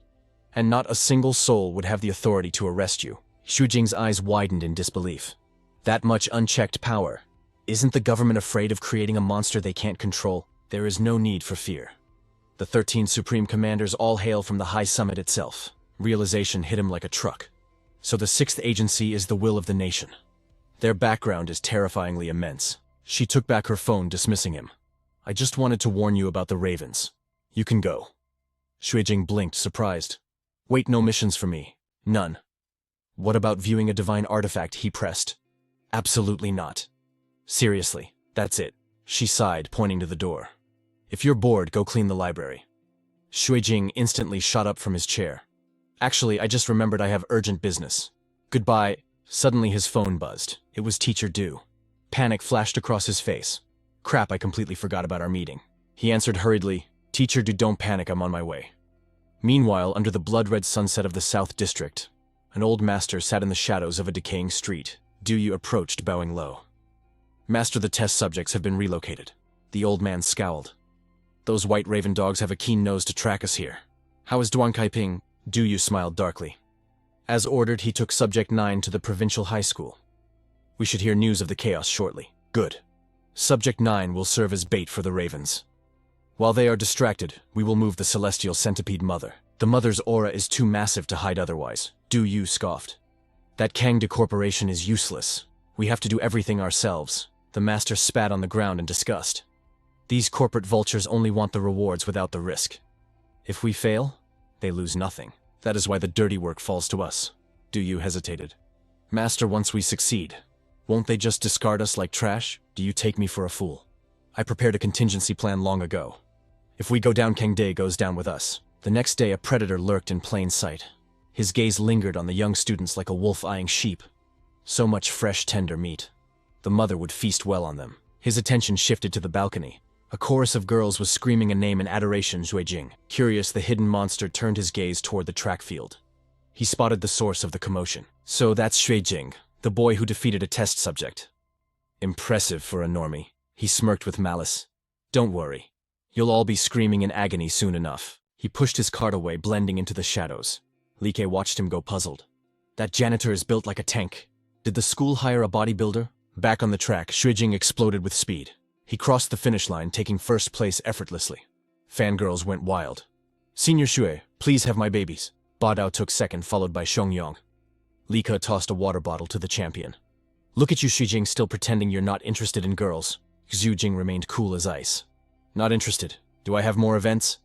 Oh yeah, Li Ke grinned. 400 meters, 2,000 meters, and the relay. Xu Jing froze. Relay. It's a package deal, bro. The teacher signed you up. Don't worry, we won't be dead weight. Mid-conversation. Shui Jing's instincts screamed. Something was wrong. A vile metallic scent began to drift through the campus air. Blood. He flared his aura, scanning the area. This shouldn't be happening here. Why has it appeared now? Inside the school building, a nightmare had descended. A grotesque centipede man was slaughtering students, screams echoed. Monster, it's eating people, run for your lives. Xu Jing's mind raced. This isn't a trap. It's a massacre. He turned to his friend, voice steel hard. Li Ke, call the cops. Tell them a centipede monster is attacking the school. Li Ke trembled. Oh, okay. Then run, Shui Jing commanded. Run as far as you can and don't look back. The hallway was a slaughterhouse of gore. The centipede man locked its sights on a trembling girl. It hissed with sadistic pleasure. Fear paralyzed her. She couldn't even scream. The monster lunged jaws wide to devour her whole. Suddenly, a black blur crashed through the scene. A figure landed with the weight of a mountain between the beast and the girl. It was Shui Jing. Senirim. Senirim, sir. She gasped. Boom! Shui Jing unleashed a devastating punch. The impact sent the monster flying backwards, smashing into the concrete wall. The creature shrieked, its legs clattering against the floor in fury. Get out of here now! Shui Jing roared. She scrambled away, sobbing. Thank you, Senior! As the beast recovered, Shui Jing activated his system Manhwa interface. Twin spirit active. His eyes glowed with tactical precision. First step, drain its HP to 0. In a heartbeat, he flashed across the distance, closing in on the cockroach abomination. Shui Jing channeled every ounce of strength into his fist, focusing all power into a single devastating point. Wind Thunder Fist. The moment his knuckles made contact, the monster's carapace shattered like glass. But beneath the ruin, a thick, grotesque hide revealed a chilling cockroach sigil. Suddenly, a figure stumbled out from the shadows, his voice dripping with exhaustion. Save me. It's completely lost control. Xu Jing's eyes widened. It was Duan Kaiping. What was he doing in this hellhole? The man gasped. I'm from the Golden Wind Forge. Duan Kaiping, please help me find my master. Before he could even finish his plea, the beast recovered instantly, launching a lethal strike. Fortunately, Xu Jing's reflexes were god-tier, dodging to the side just in time. Duan Kaiping froze in terror, witnessing the nightmare unfold. But mercy was not in the monster's nature. In a spray of crimson, the beast tore him apart, leaving nothing but a gruesome memory. Too fast. Shui Jing thought, cold sweat running down his back. Without my dual pupils, that would have been my end. Even his killer move failed to put it down. Slowly, the creature turned its gaze from its prey, back to him. To his horror, the gaping wound on its chest was already knitting together. This regeneration speed. It was unnatural, terrifyingly fast. In a blink, it was in his face again. Shui Jing barely evaded, but a stinging pain grazed him. The monster's pincers had evolved, morphing into razor-sharp blades dripping with fresh blood. He glanced at his arm. Even while dodging, the wind of the claw had cut him. Shui Jing's eyes narrowed, analyzing the threat. This cockroach mutant was wrong. Compared to the one at the Richo Hotel, this beast was larger, tougher, and far more lethal. Spikes erupted from its limbs, and even its antennas had hardened into deadly spears. Could its genes have been optimized? Was this a forced evolution? He hurled a fire extinguisher forward. This is going to be a war of attrition. The creature slashed the canister in midair. Boom, white smoke exploded, blinding the beast instantly. Confused, the monster lashed out blindly in the haze. Seizing the moment, Shui Jing grabbed a steel rebar and launched it with the force of a ballista. The steel pierced straight into its forehead, yet it didn't even flinch. Its wings buzzed ominously. Shui Jing's heart sank. Impossible. Then whoosh, it vanished into thin air. It was moving so fast it became invisible to the naked eye. It was using high-speed maneuvering to confuse his senses, waiting for the perfect opening to strike. Unexpectedly, this abomination possessed tactical intelligence. Shui Jing closed his eyes, shutting out the visual chaos. He shifted to pure sensory perception. If I can't track its speed visually, I won't look at all. He used his inner sight, tracing the trajectory of its killing intent through the void. A spike of bloodlust pricked his spine. Got you. Trusting his gut, Shui Jing spun around, power surging for the counter. His fist clenched tight, mirroring his enlightenment of the wind cloud tail hidden dragon-style secret art. He unleashed the golden scale shift, blasting energy directly forward. Shui Jing gritted his teeth. It's like hitting a mountain. With this much commotion, the White Fang Squad had to be en route. Just survive. Stall until backup arrives. Dust choked the air. Glass shattered. Buildings crumbled into rubble. High above, Shuren hovered with her anti-gravity gear, the dragon wings spread wide like a Valkyrie. In less than 5 minutes, the campus was reduced to a wasteland. Shui Jing might be in grave danger, the odds are grim. From the command chopper, she barked orders. Evasive maneuvers now. As the pilot banked hard, a spiraling tornado of energy pierced the sky where they just were. Xian Xiao roared over the comms. Captain. The lecture hall collapsed. Are we engaging? Shu Ren activated her ocular scanner, piercing through the debris. Her HUD locked onto a heat signature below. It was Shui Jing descending now, she commanded. Combat data has been synced to your visors. I'll secure the target. You squad members capture the offspring of the insect queen. I want it alive. Shan Xiao's expression darkened. So, this is the anomaly created from the dragon bone. Why did the captain bring out the heavy artillery? Shu Ren slammed onto the ground, cratering the pavement. Was that energy vortex caused by the cockroach beast? Her 8 mechanical wings folded neatly. She reached out to Shui Jing, but he spun around, eyes glowing crimson with bloodlust. Shui Jing, stand down, it's me, Shu Ren. Her voice pierced his frenzy. He froze. You finally made it. Adrenaline faded, and his body gave out, crashing to the floor. Shu Ren caught him before he hit the ground, swiftly administering a high-grade stim. This will kill the pain. Fast acting. He grabbed her arm, gasping. Don't let your guard down. A toxic purple discoloration spread from his neck wound. That monster was lethal. She smiled confidently. Rest easy. It's not just me. The entire White Fang squad is here. Behind the abomination, Shan Xiao and Qiyu materialized like ghosts. Shan Xiao smirked. You see that? This opening, it was carved out by Shui Jing's blood and grit. Xiao Xing's voice cut in. Cut the chatter. Incoming hostility. With a hiss, the creature extended its blade arm, striking with desperate fury. Shan Xiao intercepted his greatsword, shattering the monster's limb. Thanks for the heads up. A kinetic shockwave traveled up the beast's arm, rupturing its organs, forcing it to vomit black ichor. Qiyu flashed behind, carving a deep gash across its back and wings. From above, Shu Ren sighed. You idiots. How many times must I say it? Precision over power. Watch and learn. She detached the tactical band from her leg. Instantly, dozens of floating daggers defied gravity, humming around her. Like this. Thwack, thwack, thwack. The blades pinned the monster's limbs and torso. In a nanosecond, invisible threads slashed the air. As Zhu Ren sheathed her blade, the creature's body slid apart into 100 pieces. From the sidelines, Zhu Jing watched in awe. So this is a pro. Every single blade had pierced a critical weak point with surgical precision. A masterclass in destruction. Like a butcher dressing a carcass, but with the grace of an artist. Shu Ren was terrifying. But wait. That thing isn't dead yet. Cockroach vitality is truly annoying. She turned to Qiyu. Cauterize the wounds. Keep it alive. This filth might just lead us to the insect queen. Xiaoxing, draft the mission report. And request a bio-tracker from HQ. Copy that. Meanwhile, Shan Xiao strolled over to the battered Shui Jing. Well, our resident genius looks a bit worse for wear, doesn't he? Shui Jing closed his eyes, exhausted. I'm just glad you guys were fast. Shan Xiao grinned, slapping his chest. The second the captain got the call, we choppered straight from South City. The value she places on you? It's like the protagonist of a leveling manhwa. Shui Jing forced himself to stand, swaying slightly. I see. But did you find anything in South City? Shan Xiao shook his head. We searched a third of the sector. So far, zero harvest. Zhu Jing broke the silence, his voice steady. I have uncovered a new lead. Watching him from a distance, Captain Shu Ren stepped forward, her interest piqued. Oh, humor me then. Speak. Are you suggesting that paper doll monstrosity was smuggled in by Duan Kaiping? Shui Jing nodded, his analysis sharp. Think about it. He is the boss of a thug gang. Him showing up at a school was already suspicious enough, but disguising himself as a janitor, it is impossible not to smell a conspiracy here. She hummed in agreement, her eyes narrowing. The intelligence you provided is incredibly valuable. I will have Xiaoxing report this to High Command immediately, but in that split second, her expression twisted in horror. She screamed, Xiaoxing Qiyu, get away from there now. That thing is expanding, it is going to self-destruct. Kaiyu flinched at the warning, turning his gaze toward the beast, but it was too late. The abomination lunged straight for his face, ending his life in a gruesome instant. Meanwhile, Xiaoxing clutched his laptop to his chest and barely dove out of harm's way. The creature's body, dripping with viscous slime, had fully restored itself to its original state.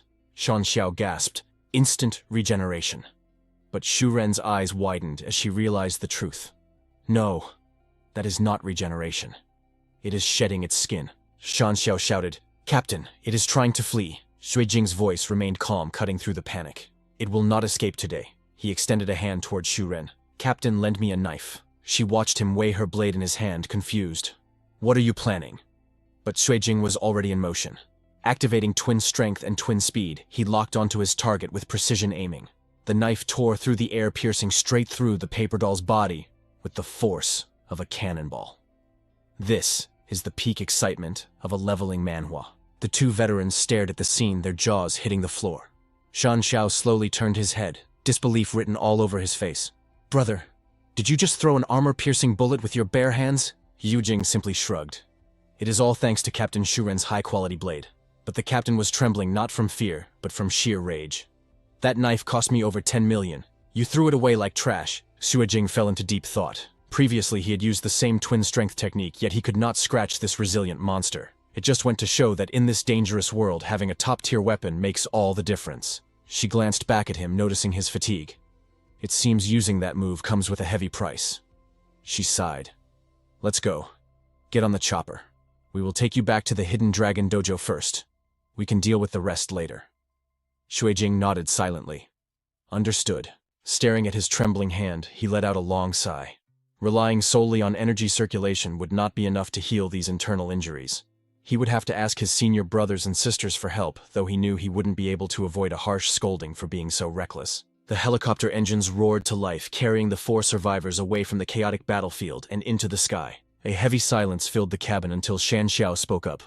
"Boss, we lost another teammate. Captain, should we report this to headquarters and request reinforcements?" Shuren shook her head coldly. "No need.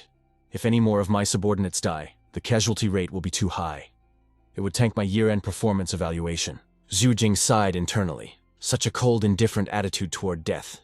Even if he lived a second life, that was a level of detachment he could never learn. Suddenly the familiar blue system window flashed before his eyes.